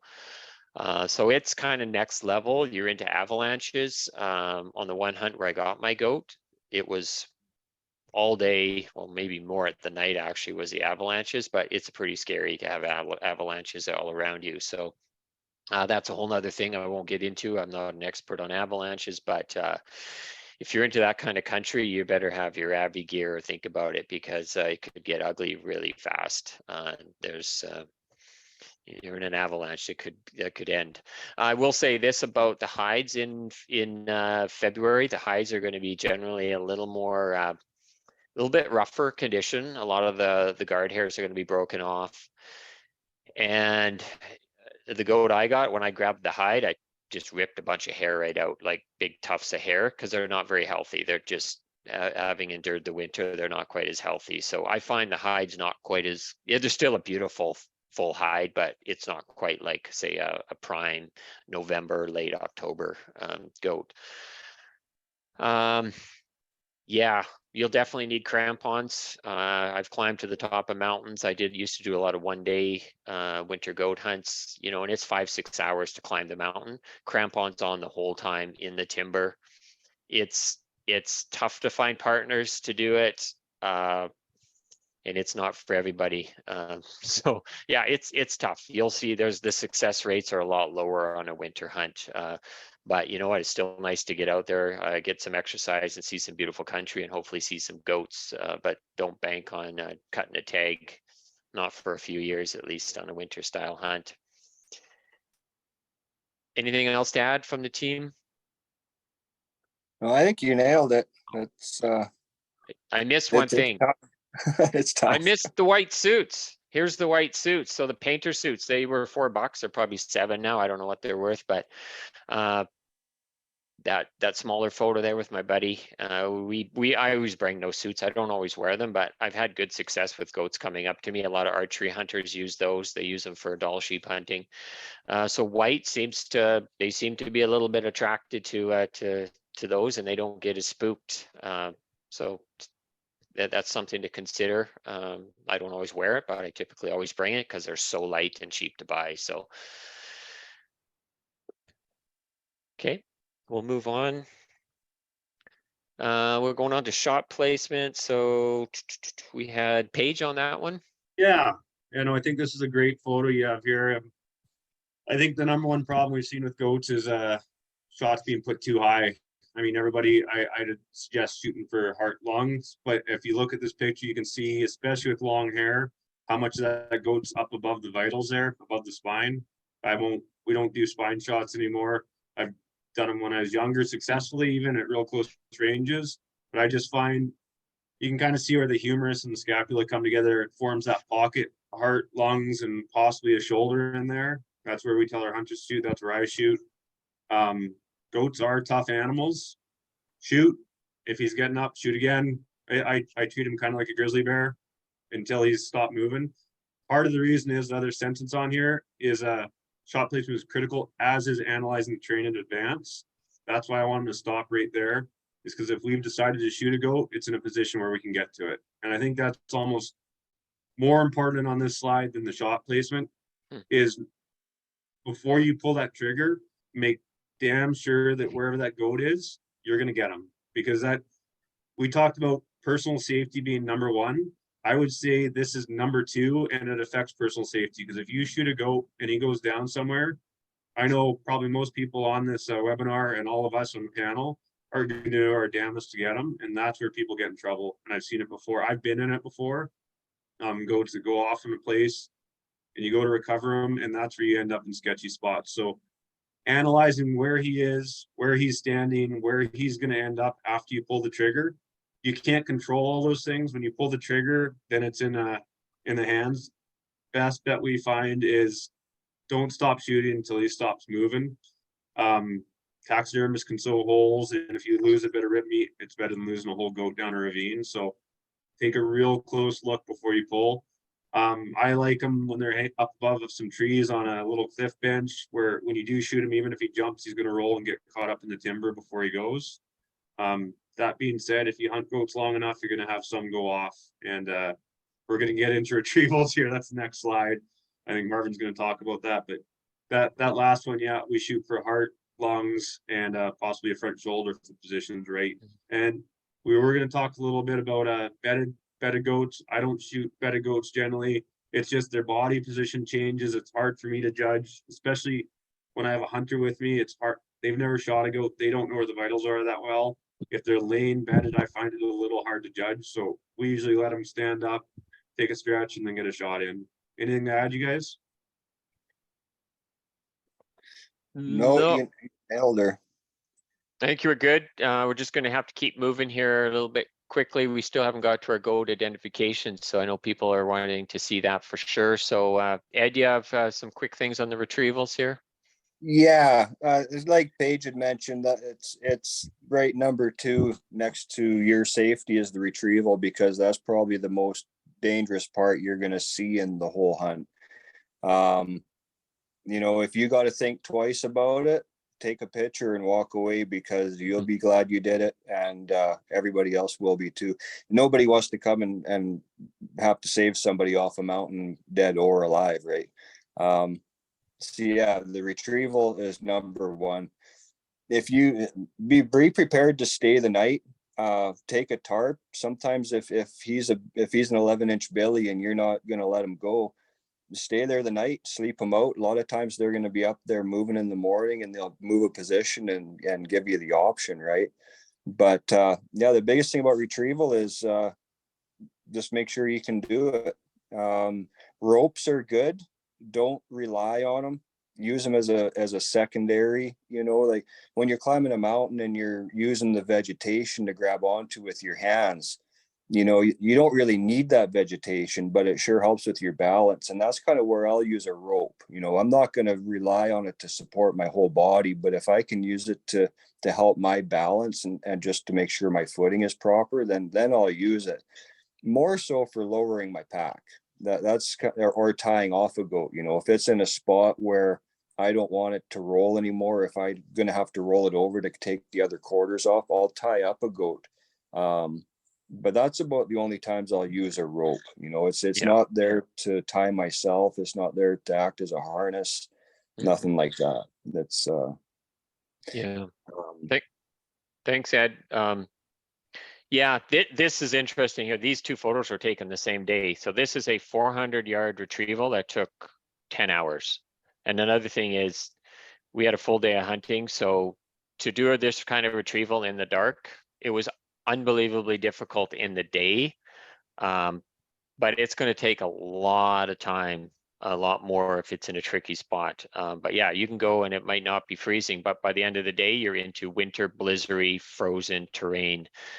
So yeah, this is how these retrievals can go. They can be very difficult. We did use a rope here, but we weren't free hanging off of it with our full bodies. It was just to get down into the little bit of cliffage at the final ascent to the goat. But yeah, it can be tough. So I think we better keep moving here. I'm going to touch, just going to the next slide. It's just a couple miscellaneous items, meat and hide care. If you're hunting in the summer, if you want to keep, like, especially in an August hunt where it's warmer, you might need some salt. So typically 2.5 pounds is what I would bring for a cape. Life size, I bring like 5 pounds. But again, with most goat hunts, if it's a little bit later on, you're probably going to head down the mountain quick enough, because if you're going to salt it, you better know how to turn everything, like the ears, the eyes, the nose, which not everybody does. But if you're going to mountain hunt, it's probably something you want to get practice on. Either, you know, I learned from a taxidermist or learned from a friend that knows how to do it, particularly on a hunt. So it's good to know that, how to turn everything and salt everything. Meat, the typical, what you want to do on meat is keep it clean. I like to get to the animal and deal with it that same night, rather than, it's going to be better meat if you take it off the goat right away. At least quarter it and cool the meat off. Lately, I've been trying to leave the meat on the bone for a while to let the rigor mortis set in, and they say that allows the meat to be a bit more tender, but goat meat generally is going to be tougher anyways. But I'm trying to leave it on the bone for, say, 4 hours or so if you can. Might be a little more tender, but generally meat you're going to grind up to sausage or burger anyways, most likely, not all of it. And what I do, I actually, once the meat's cool, I actually use these bags you can see on the upper left. They're basically road bags. They're really durable and strong. When the meat's cool, I put them in there, and then I put it in a creek or a snow patch, and it can stay like that for a long time and many days. Yeah. Oh, another thing with hide care. So typically, you know, on a sheep, you want to wash the hide right away on a sheep hunt because they're not going to bleach it. But most goats, they're going to bleach them. So if you have blood and all that in it, you don't necessarily need to clean it out. But I've seen some pretty nice mounts where actually they haven't bleached it. It's the natural color of the goat, which is a bit more yellowish. They look pretty cool. So in that situation, if you want it to be natural and not bleached, you might want to clean that hide out and get the blood out in the field. I'm going to touch upon field photos. I mean, that's a whole session, but you know, if I take in field photos and if I want to show people, or if you want to put them on the internet, you know, if there's a bit of blood, I tend to go black and white if I'm showing people, just to not show the blood. Like this goat here is not much blood, but it's black and white. You know, you want to show the animal respectfully, and that's key as hunters. We want to show respect for the wildlife, and we don't want just, you know, grip and grin and sitting on the animal and things that are not showing respect. So I think as hunters, we really need to show that that level of respect and take nice, clean photos if you can. And again, if they're kind of dirty, then go black and white with them. Headlamps are important there. We often have done a lot of deboning and cleaning an animal and skinning throughout the night. It's just I like to deal with it when the hide's warm, easier to skin it out and then get that meat cooled as quick as possible. Keep it clean. Same with the hide. Like in the summer, you're going to worry about you know, the bugs and the flies when it's warm out. So that's where you got to be more careful. And if you have salt, it's going to help, or get down the mountain within a day or two. We're going to keep moving here. The conservation component, Robin. Hey guys, I know we could talk for hours about goat conservation, as well as any other wildlife species in the province. We don't have the time. And, you know, I'll just take a few key components out of the regs. They touch on conservation, and that's how our regulations are based. We want to protect those nannies. We want to protect those kids, and we want to ensure that that people are out there doing their best to take part in the activities, especially in field judgment, sexing. It's very, very important. So here in the regs, page 77, starting 2010, BC implemented regulations in an effort to minimize female mountain goat harvest as an important conservation action. Outreach has consistently encouraged hunters to select a male or a billy mountain goat when making a decision to harvest. The BC regulation states it is unlawful to hunt a female mountain goat accompanying a kid or a female mountain goat in a group that contains one or more kids. That goes without saying, is you cannot guarantee you're not shooting the mother of a kid in that group. This regulation does not protect all female mountain goats, and as a solitary mountain goat or female mountain goat within a group of goats that does not contain kids would still be legal to harvest. That being said, recent analysis of harvest demographic data since 2012 suggests that the proportion of females in the harvest has generally decreased, which is a good thing. And however, there are still some localized areas where the finding that nanny harvest is too high or unacceptable. And a really big reason why we're trying to do webinars like this is to give us all the best tools that we can in our minds through our binoculars, through our rifle scope, to make sure that we're making good decisions. Now, goats are extremely sensitive to human harvest, so that's why things are regulated the way they are. And you know, you might go into an area and say, oh geez, this area can handle 3 times more goat shot than what they're giving. Chances are I would say no to that, considering that in areas like in Region 6, in an area that I work in up north of Stewart, 60% of natural mortality of mountain goats is by avalanche. So they got to get through the damn winter as well, and reproduce and have kid recruitment. Bears, wolves, mountain lions, wolverine, and eagles are also a factor in mountain goat survival. And I put eagles in there because I've actually seen them, trying on goats and stone sheep.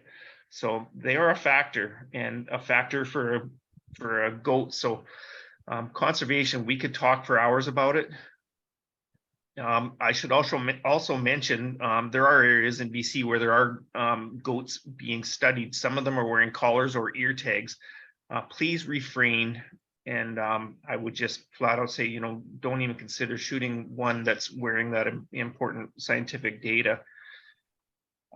And I would look to the panel to add anything more to this. And based on the time restraints, I think I'll leave it at that. It's just extremely important, and that's why we're able to put together a webinar like this. And conservation is a whole webinar in itself.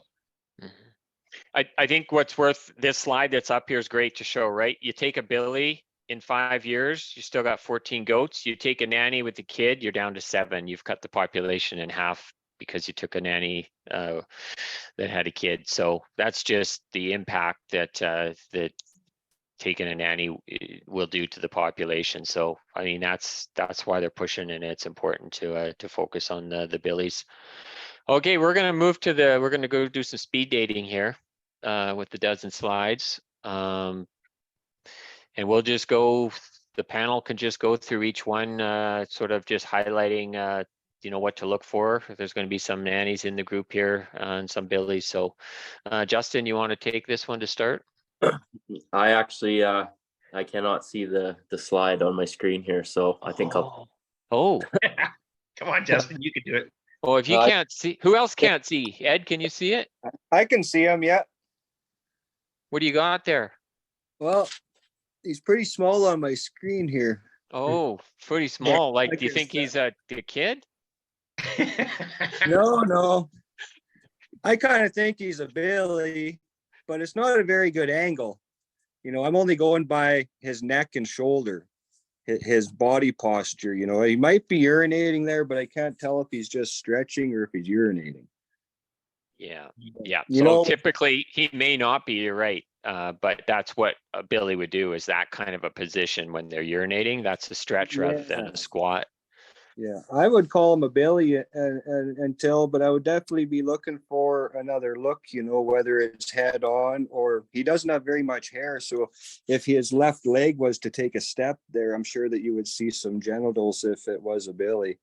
But from a little bit of base there and that hump on top of his neck and shoulders and the posture, that's what's giving me a thought that he's a billy right off the bat there. Yeah, I see a little bit of a Roman nose, a little bit of mass. I'm going to call him like a 5-year-old billy. Yeah. That's just my guess. Okay, we're going to move to the next one. Let's see what we got here. Can you see that one? I'll take it. Paige, you want to take this one? Sure.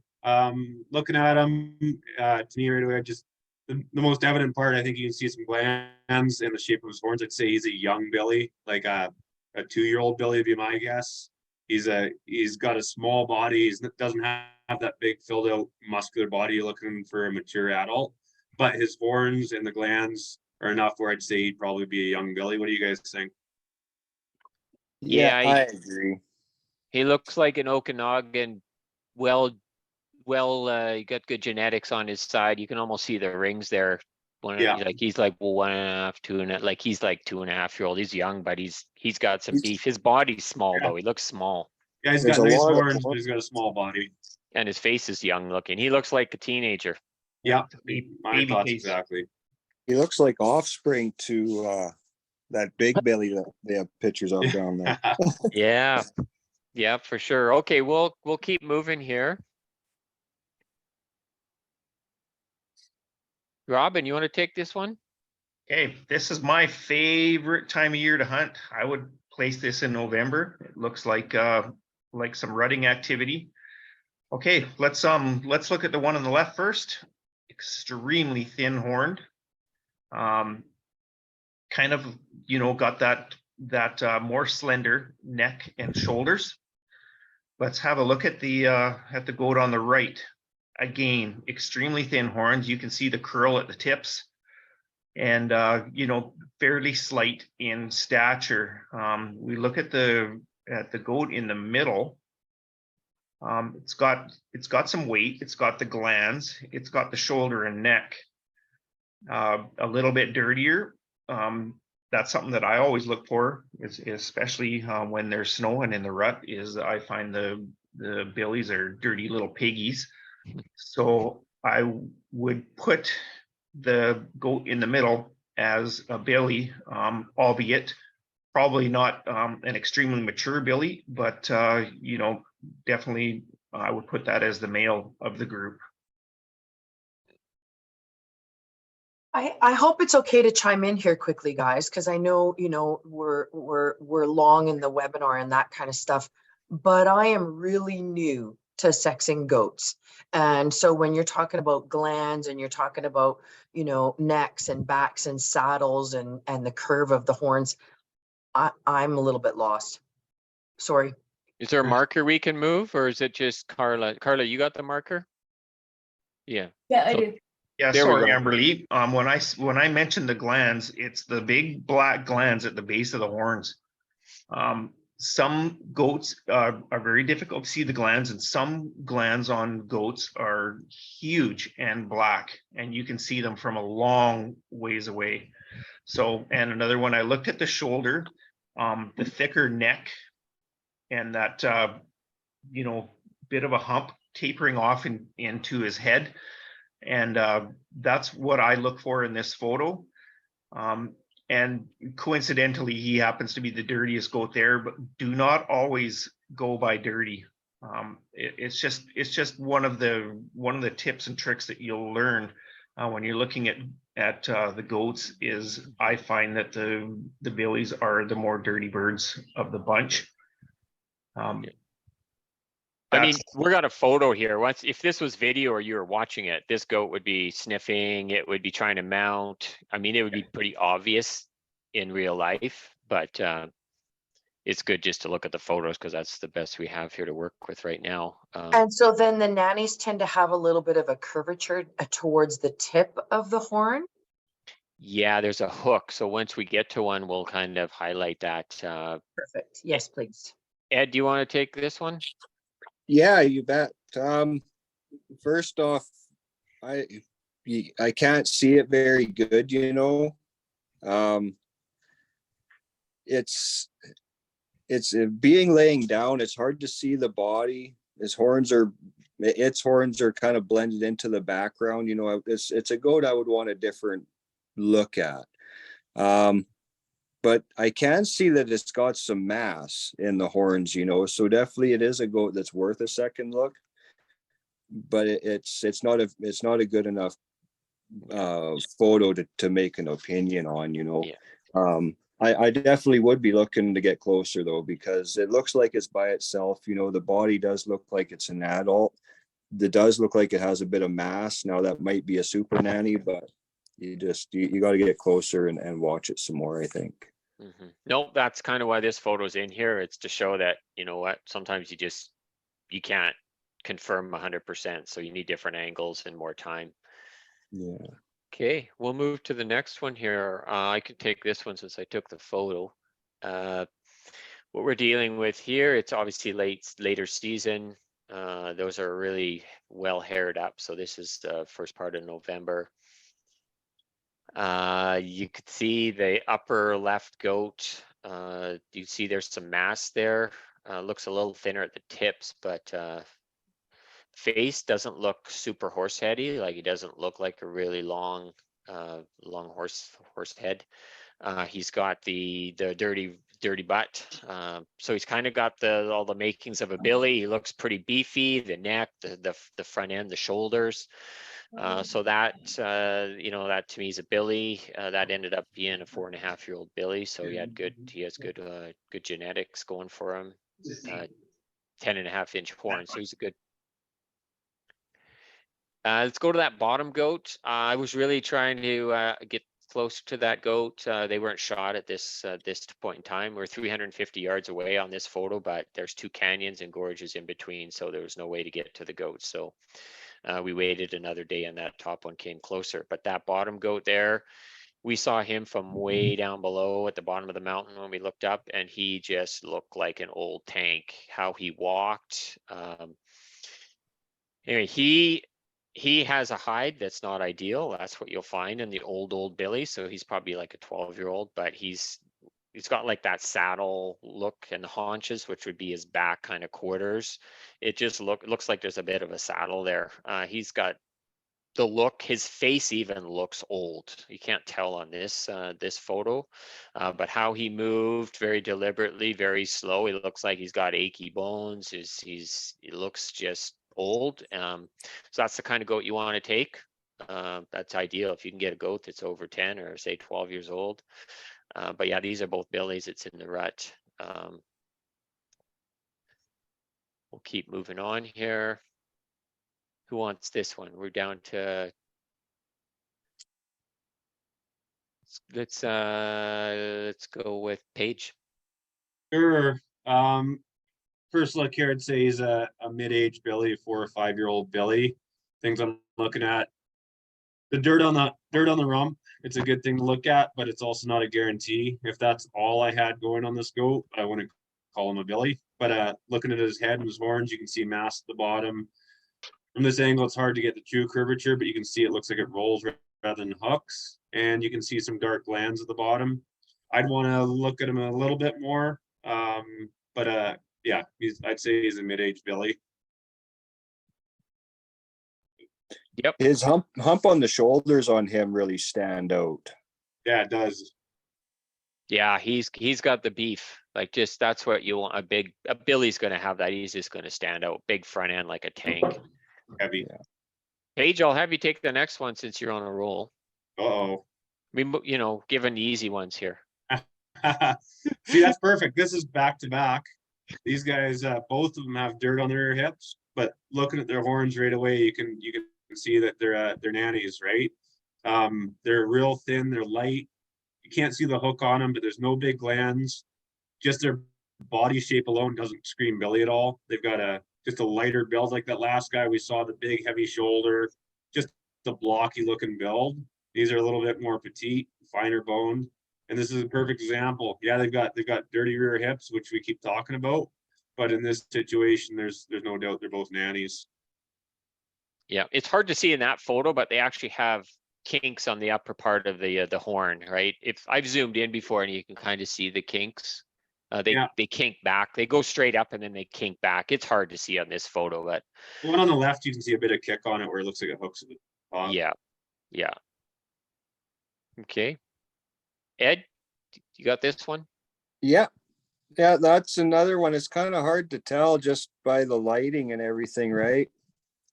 From the little view I got, like I can see quite a bit of mass in the horns, but I don't really see any glands.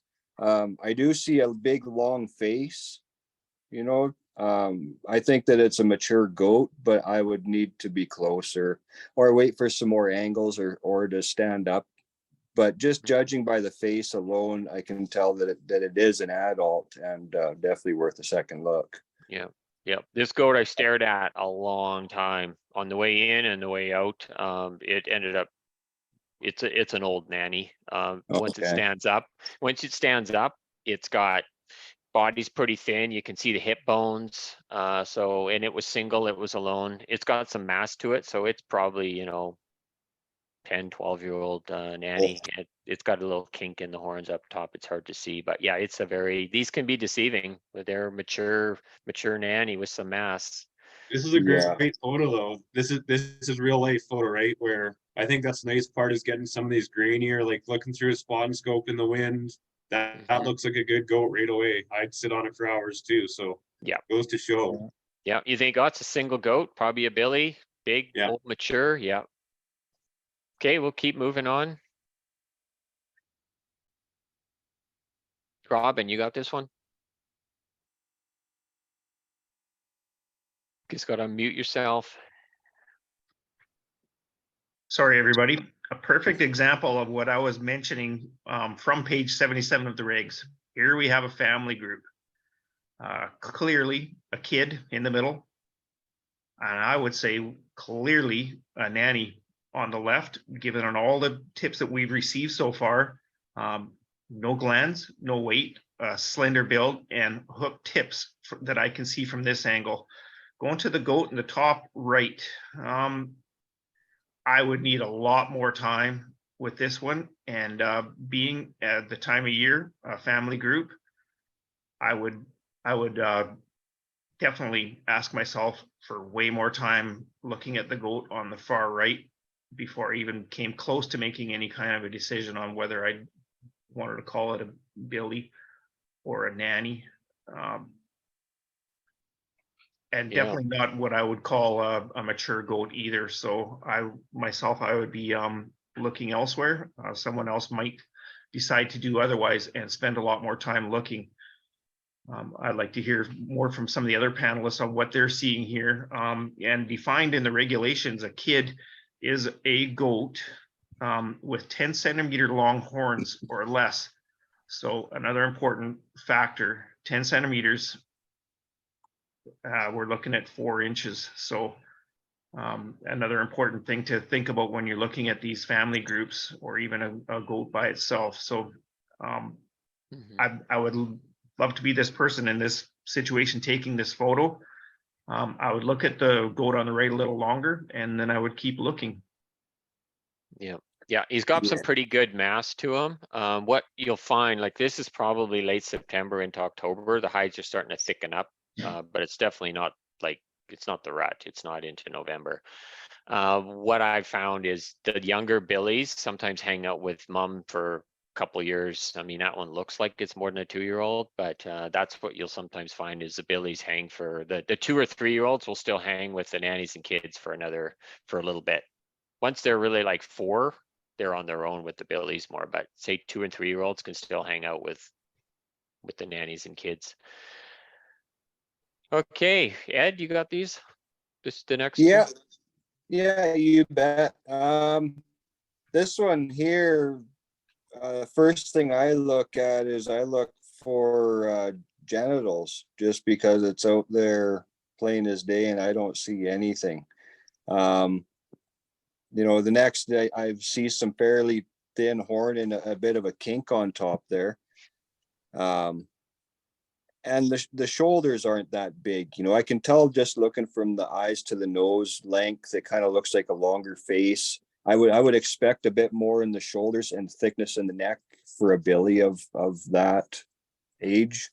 I would be calling her a nanny all day long, I think, until I seen some other visuals, but I don't see any genitals either. So until you see the next photo.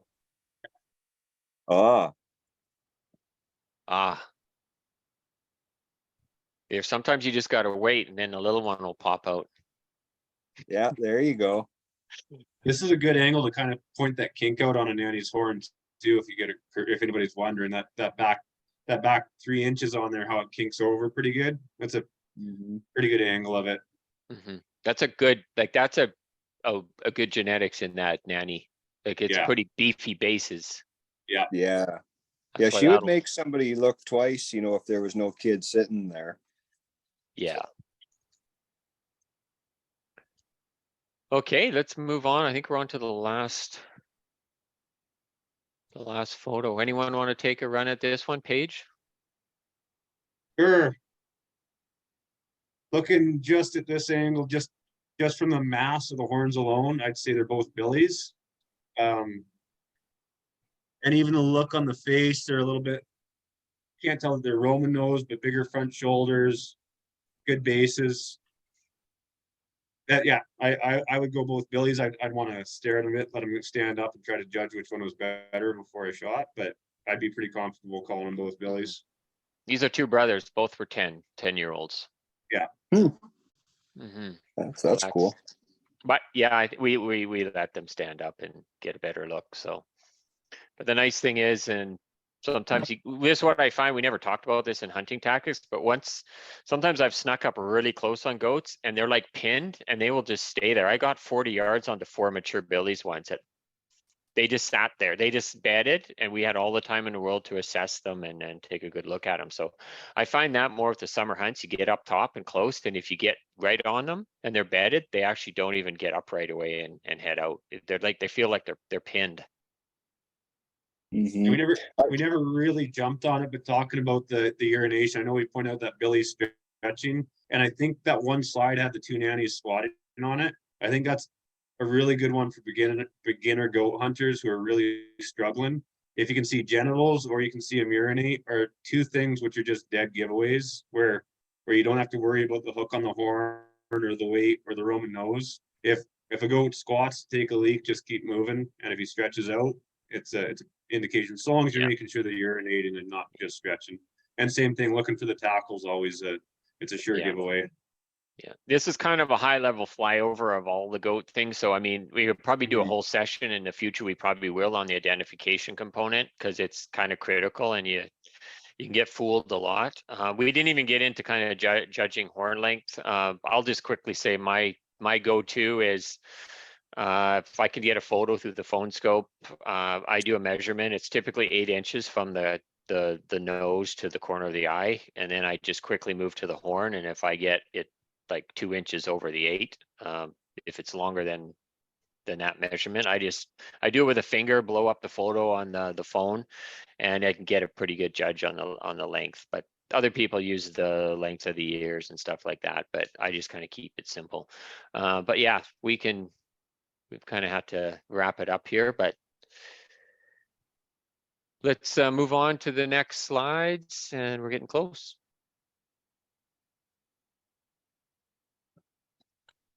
Want to just wish everybody a successful season. I'm assuming most of the participants that are on this webinar are probably going to go out for goats, if not this year, in future years, or those folks that are on here maybe goat hunted already. But just best wishes, stay safe. Hopefully you picked up a few things.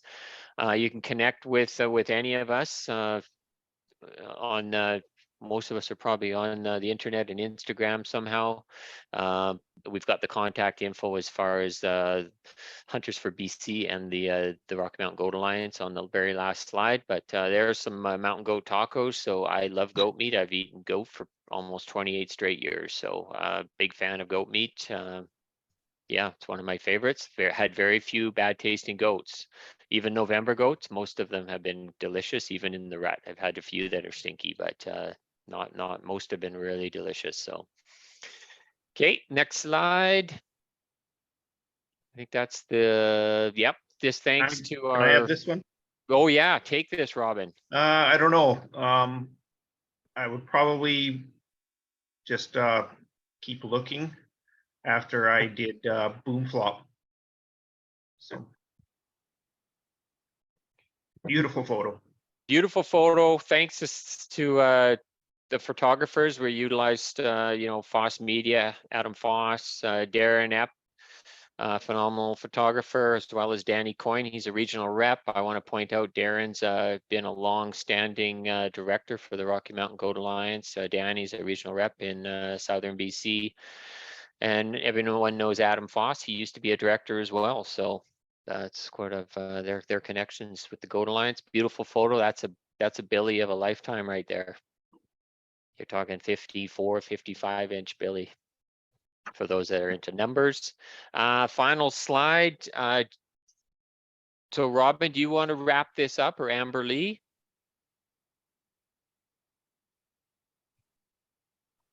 Yeah, a huge thank you. Incredible thank you to the Rocky Mountain Goat Alliance for teaming up with us on this as well. We had talked about doing this for a few years now, understanding that it's education is really, really needed in the spirit of goat conservation, and for everybody to get out there and have a really good experience. So on behalf of Hunters for BC, and I thank everybody for making this a reality, and I look forward to doing more of this We can definitely, Marvin was talking about, let's do more on field judging, sexing, maybe identifying what we feel is makes the magic number of 10 for inches. And, share some recipes as well. Marvin had mentioned he's had a couple of goats that didn't taste so good. I got one out of Karamias that I could barely put in my mouth. All the rest have been excellent. So it's a little bit of hit and miss. And I will say the one from Karamias tasted exactly like sagebrush. So not that I go around eating sagebrush, but the smell of it and the flavor of it was right in the meat. But that being said, it was ground up and made excellent pepperoni regardless, with a hint of sage. So thank you, everybody. I'm going to chime in here, if that's okay, unless Marvin, did you have something to say? No, other than, I don't know if I didn't look at all the questions, so.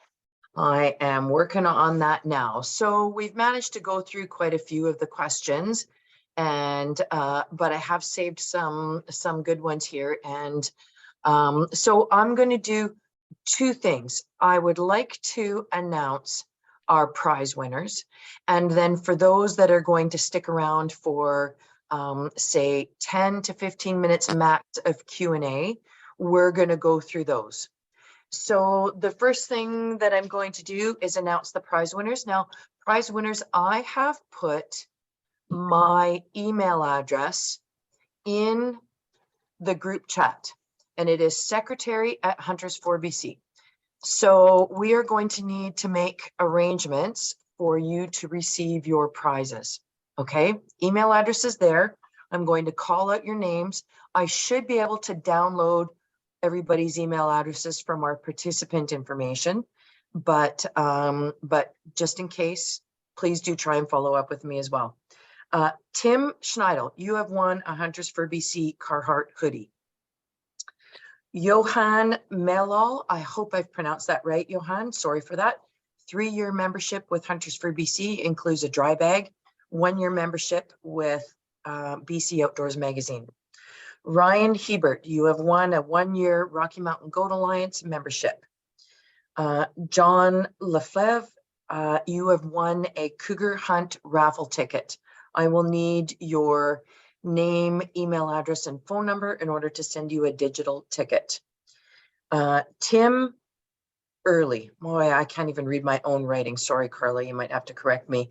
You have won a Rocky Mountain Goat Alliance hoodie. Nigel, you have won a raffle ticket. Shauna Baker, Rocky Mountain Goat Alliance hoodie. Katie Dale, a raffle ticket. And Michael Freer, you have won the Stone Glacier quilt. So everybody pop into your chat. Before I close this webinar tonight, I will, actually, maybe Carla, you can add all those prize winners now into the webinar chat, names and what they've won, so that everybody can see it. We have a handful of questions to get through here. What I'm going to do is I am going to promote your profile to a panelist. That will allow you to answer or ask your question directly. So if you just give me a minute, Gavin, you've had this question up since the very beginning tonight, and you are now promoted. If you can unmute yourself, you can ask Justin your question. Hi, can everyone hear me? We can hear you. Yeah. Oh, so my first question would be, what do you guys consider a safe and ethical shot for a mountain goat? Like caliber not concerning. What would you guys take in the end? Like a 400 yard or 600 yard? Well, I'm just going to say a few things to start. The farther the distance, the harder you know what's between you and the goat, as far as can you get to the goat? Can you do another follow-up shot well at 500 yards when the goat's moving? So those are those are the situational factors to consider. I always kind of had a rule in my head, because I'm not a long range shooter. I don't have all the big scopes and rifles for that. I always had a limit of bear at 200 yards is my max, goat was 300, and sheep was 400. So that's kind of my upper limit, but most of my goats are 90, average is 90 yards. So again, it really depends. If a 300-yard shot, if they're in a basin, like no problem. There's nothing for them to kind of disappear. You got lots of room for another follow-up shot or two. So that's kind of the thing I'm looking at, is where they're going to tumble. Is it a steep angled shot? Yeah, those are factors. So others can chime in here. Yeah, In my personally, experience, go ahead. Ed. you can get pretty close. You can get pretty close, unless you're coming up from below a goat, then they can get a little bit spooky. But in general, compared to any other animals I've ever hunted before, goats, they're not that hard to get close to. Try coming up for the ravine beside them or ridge beside them. As long as the wind's not blowing right at them, you can. If they hear rocks tumbling, they generally aren't alarmed to it. Unless it's excessive, I think, because they're used to hearing rocks tumble all day, right? So if you can get closer, it's worth your while. It's worth it to you. It's worth it to the goat. It's worth it to everybody to get as close as you can, and it gives you a better judgment on the goat as well. 500 yards or more, a lot can go wrong. And trying to move 500 yards across a mountainside, it could take a goat 10 minutes. It could take a person 2 days. My personal limit, I'm kind of stuck at 300 yards as well. I can shoot 400, but 300 is where I'm comfortable. Yeah. I'll say the same thing. And the one thing with the long range shots, because we have had them in the past, is the mountain. I talked about thermals, the wind's up and down. It can be blowing straight up in your face or at a 90-degree angle to you where you're shooting, and the exact opposite direction 500 yards away across a gully. And as you start stretching those shots out, you have no idea what that bullet's going to do.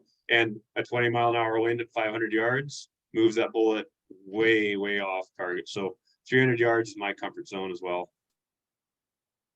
That's great, you guys. I have Tim Eardley. Tim is also one of our prize winners. Tim, we may have answered your question already. Ed, what was the name of the program with the goat polygons? Top Notch Navigator. Top Notch Navigator. Perfect. Yeah. And I don't think it goes for just mountain goats. As far as I'm aware, it goes for all animals throughout BC. He's on a few podcasts too, so it might be worth looking up the podcast. Just search Top Notch Navigator and look it up a bit, because it sounds like a lot of good information. I'm not up to date on the whole thing yet, but it's something that I'm definitely going to be adding to my bag, I think. Perfect. Stephanie, are you around and wanting to ask your question? I did promote your profile. You were asking something about tape. Can you hear me? Oh, Yep. oh yeah, she just ran to bed. She has to get up in a couple hours. It was Fair enough. She had a comment about 100-mile-an-hour tape. packing duct tape and how I can save your ass up on the mountain. What was that? Duct tape? Duct tape wasn't mentioned. Yeah, duct tape. It's Oh. you always got tape on, like Marvin said yesterday there, on your poles, whether it's electrical tape or Leuco tape or duct tape. But yeah, I was on top of a mountain once back when I used to wear my work boots, and I lost the whole sole off my work boot. And I packed one of those sardine can survival kits, and in it was a 16-inch piece of duct tape. And I got 1.5 wraps around around the toe of my boot, and it got me back to the lake. Tape can be a lifesaver, even if it's just a couple feet of it, for sure. Yeah, you can use that when you get in a hot spot. Like I use the K-tape now. I don't use moleskin because it just doesn't last. But K-tape I kind of like, just for if there's ever a hot spot, get on it right away. Other things I bring, zap straps are always good. One thing I busted a buckle before, so I bring an extra buckle for my pack because I'll tell you, when you load up a pack really heavy with 120 or 30 pounds, you're cinching it pretty good. You could snap a buckle. So things like that, you snap a buckle, boy, you're going to be in for a hard pack. In the first aid kit too, I forgot to mention, we started carrying the tourniquets. They've got those quick tourniquets that they're teaching now. I think that's the #1 death for hunters in worldwide is arterial bleed outs, usually from skinning game, not from falling, but they're light. They go in every pack now. Another one is, what are those little skinny band-aids they use? Butterfly I put my bandages. Havalon. Yeah, I put my Yeah. Havalon through my shin actually on the last goat I was on, and it was right in and out the other side on a fly-in hunt on day 4. And by day 10, because we had no first aid stuff in guide camp, there was absolutely nothing. Steri strips, that's what they were called, but there was nothing to close the gap up, right? Whereas steri strips, they're not as good as stitches, but they will close up a wound, if need be. It's something that's always in my bag. Yes, I carry super glue for the same reason. So yeah. Yeah, perfect. Owen Rhodes has gone already, but he does have a really good question. Do goats have a specific facing slope they generally like more, i.e. north or south? Yeah, Depends it's pretty on the much year. depends on the time of year, but generally fall is going to be south, and then the summer they're out on the south facing grass slopes feeding and stuff, but they're often a lot of times those billies and stuff are in those bowls. When the weather's bad, they're in those bowls. When it's super hot, they're in those bowls. So yeah, it's more summer I find them in the bowls, but when it gets really cool, you're into October, November, winter, it's generally south facing. Perfect. David Abbott, we had a question from him. I'm not sure if he's still here. When winter hunting, are you typically using sleds and snowshoes or hunting on touring skis? Oh, I don't hunt on skis personally because I don't have a kneecap, so it makes it awkward. I cross-country ski with a high-end brace on, but I'm not a really good skier. So guys do that, but I'm more snowshoe. I'll use the sled to get in deep if I have to, but yeah, I'd find if you get a goat and you got 110 or 20 pound pack coming out on skis, it's going to be a little awkward. It just won't work for me, but I'm a snowshoe kind of guy. I do a lot of ski touring, and the problem I've found when it comes to hunting is just the bush and terrain. Like goats, you're going to be in alders and willow, and with snowshoes, you can climb over them. With touring skis, it's a bit of a fit, so I avoid them. And you're jumping across creeks and boulders that have snow on them. Skis are going to be a pretty hard thing to navigate. And if you don't have your snowshoes, it's going to be interesting if you just have skis and you got to take them off all the time. Yeah. I think it's almost between a snowmobile or skis. Either one of those will get you to your snowshoe area. Yeah, you could tour in a long ways on a logging road if you wanted with skis, but I'd drop them as soon as I went up for a goat. Yeah, and I think there's a date too there. I think it was December 16th. Is after that you're allowed to use a snowmobile in certain regions. You'll have to double check in your certain regs, but I think there is a date there. Yeah. We have a nice question from Ryan Hebert. It looks like he's still around. And then next after Ryan would be Tyler. Ryan, are you around? Do you want to unmute yourself and ask your question? Yeah, I'm here. Can you hear me? Yes, we can. Excellent. Yeah, I'm just curious if you guys have any preference on bullet choices. I shoot a 270 Winchester currently with 145 grain ELDX, and just wonder if you guys wanted to touch on that briefly, or if you have any personal favorites. Well, there's so many good bullets out there. Personally, I shot the LDX a little while. There's a lot of good ones. I really shoot a lot of partition right now, but a lot of the manufacturers have great bullets out there. But I've used the ELDX out of a 280 Ackley and had good luck with it. Yeah, I shoot my 270. I shoot a Grand Slam. I used to use the cheap Hornady, the interlock. I think it was Interbond interlock, but that didn't hold together so well. But I've been going more with the Grand Slams. But yeah. Awesome.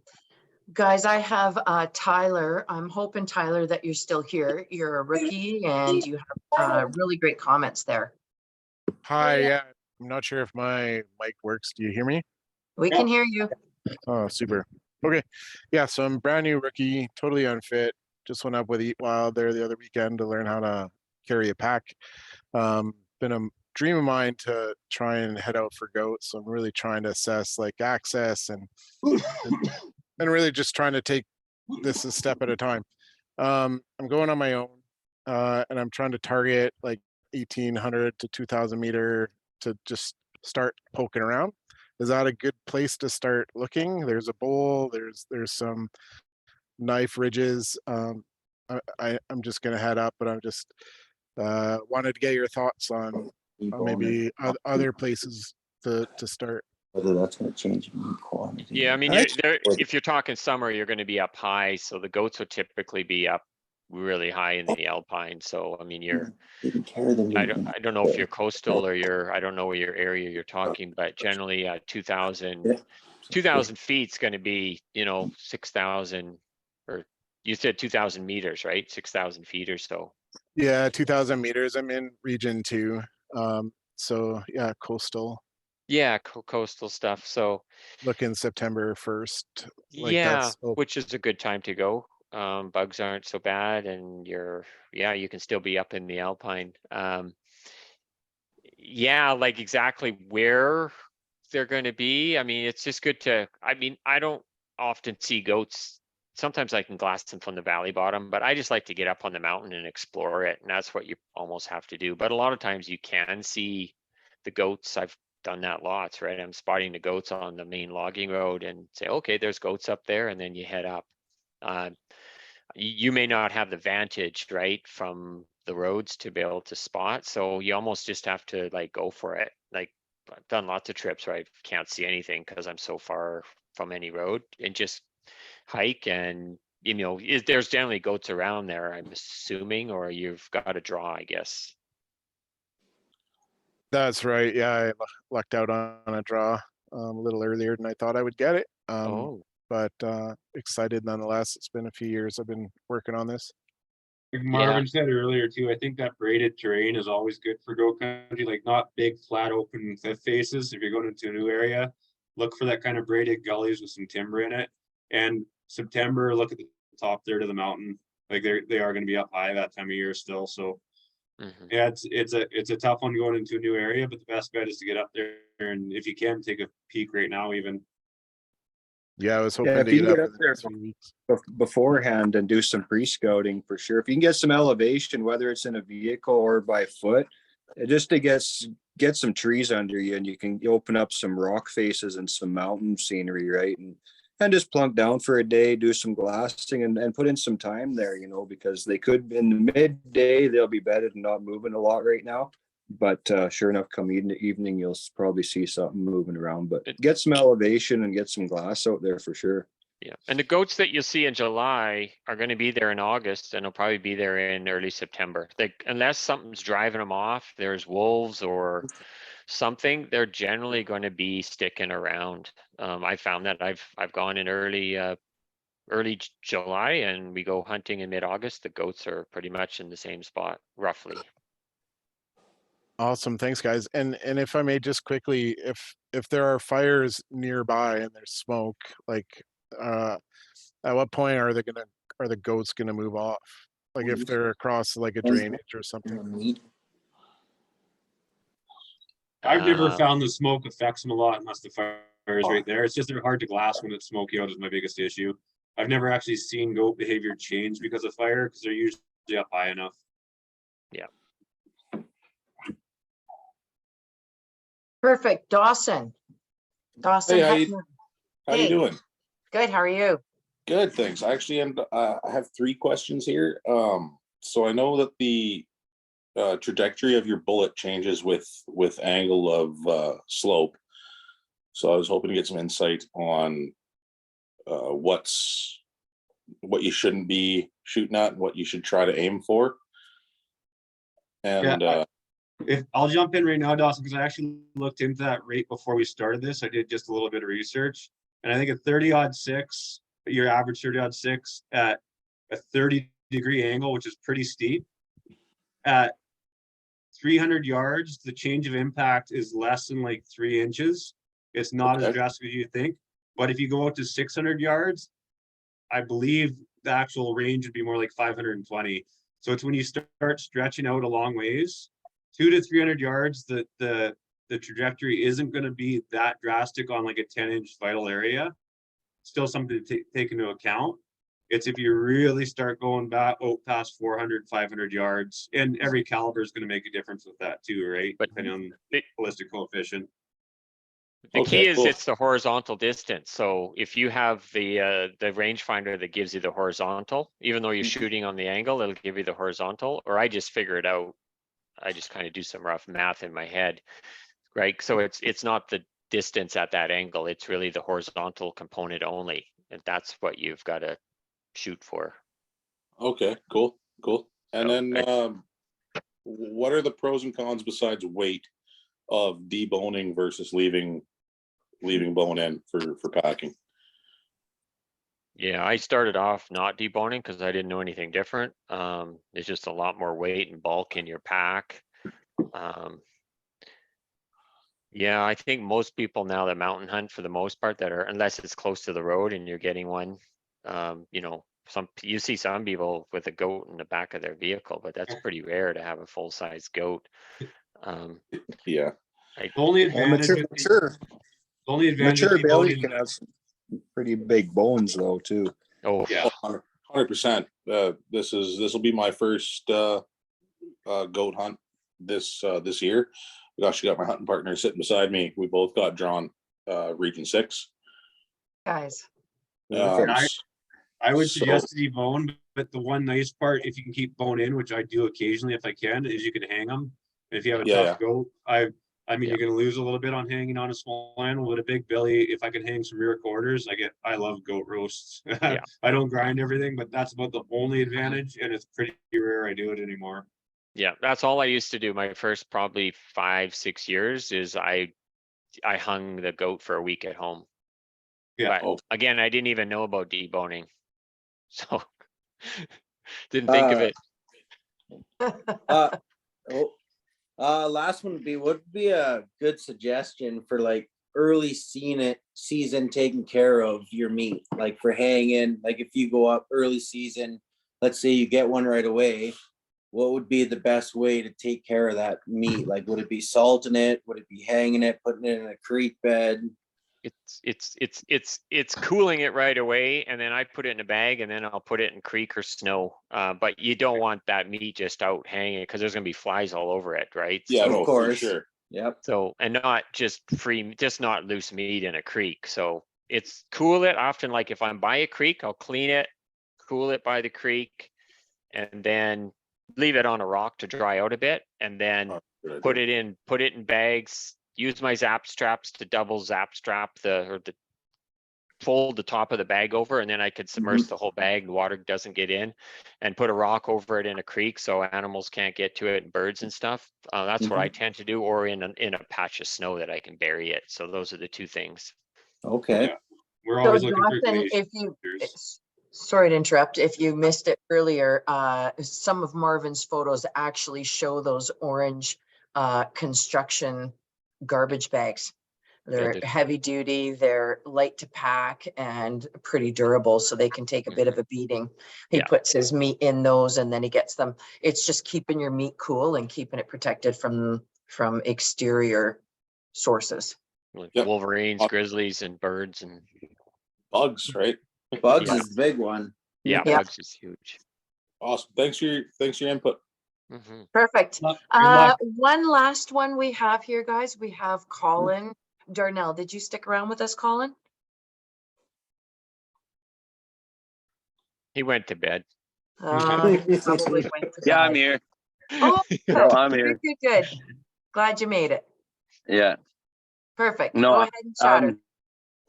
Okay, I got a goat draw this year for 721B, and just kind of don't know the area at all, so I'm just kind of wondering on some insight on it, if anyone's been up that way. That's kind of up close to my country. I've never actually hunted up in 721, but it's probably similar ground to us up here. Okay. What can you say? It's a tough go. I'm just taking a look to see right where it is. It's have you done any preseason scouting or looked at it all before? Well, I live on Vancouver Island, so Oh. I haven't had a chance to make it out that way yet. So Fair enough. yeah, Let me just pull it up to see right where it is. it's down in the lower, like southwestern kind of part of Yes. 721. You're out by Tumbler Ridge, eh? Yeah, down below Tumbler Ridge, kind Yeah, of so I between like hunt this- Monkman and Wapiti. Yeah, so I actually haven't been in there. I hunt the southern end. I hunt 718 and 723 a bit, which is similar. You're in the Rockies, which is good news because it's a little bit easier than the Caribous to move around in and find some ridges. But what time of year you plan on going? We're heading out mid-October, and we're out there for 14 days. Mid-October. Wow, see, it's going to be a winter hunt or a late fall hunt for you because that far north, it's going to be pretty white in there. Oh yeah, you'll be cold, but you Yeah, got it's lots of time. You got time on your side, so.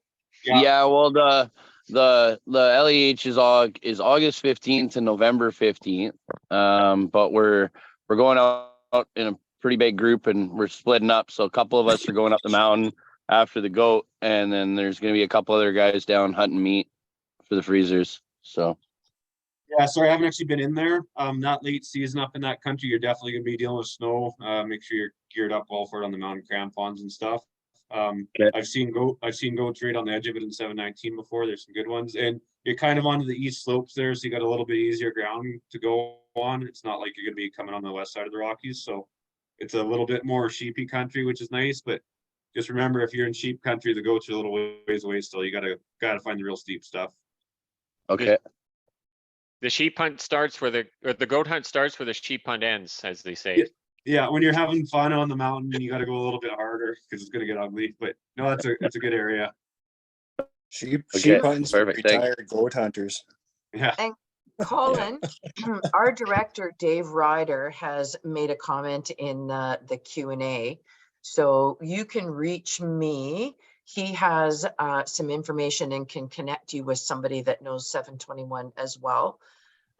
So if you want to just shoot an email to secretary@Hunters for BC, I'll connect you with Dave, and then we'll see if we can't help you get a little bit more inside information up there.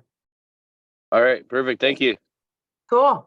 Fuck. I think that's it, everybody. So Marvin, Ed, Paige, Justin, Robin, like holy Dinah, you guys, what a great night. And we hung on to a lot of participants right through to the very end. Pretty much everybody. So next year, I would just say 2-part webinar. Same time, same place. We'll see you next year for 2 parts. We could do a 2-parter and they'd be just as long too, because there's I just know, so much to talk I know. about. There's But so much information, Gotta but go on earlier for us people on mountain time here. yes, yes, yeah. yes. Some of you need your beauty sleep. And big thanks to you, Amberly, and for Carla for all the background work and getting things organized. So it was. You bet. Yeah, great job. Good job job. moderating and being on it. That's awesome. Well, Make it you go got it, smooth. guys. We will, I will edit this video sometime within the next few days. Just clean it up a little bit and that sort of stuff. And then we will have it ready to post to YouTube, link it to websites and share it around with members and social media and all of that kind of stuff. So we'll get there here with very quickly. Okay. And thanks to all our guests for signing up. Yeah, thanks for the Yeah, thanks great for coming. participation in our webinar. That's it's definitely one of our best, that's for sure. And don't be afraid to share your success stories with the Rocky Mountain Goat Alliance via social That's media. right. Yeah, Oh, exactly, Justin. Exactly. Yeah. And sign up for a membership or 2.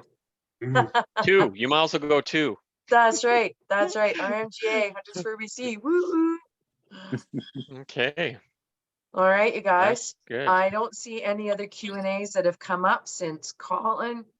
Lots and lots and lots of thank yous from everybody. So, to all of our participants, especially that have hung in for this long, thank you too for showing up, because it gives us the encouragement to want to organize more of these. And so we appreciate your support. 100%. Awesome. Okay, good night, everybody. Good night, everybody. Thank Nice, thanks. Yep, bye-bye.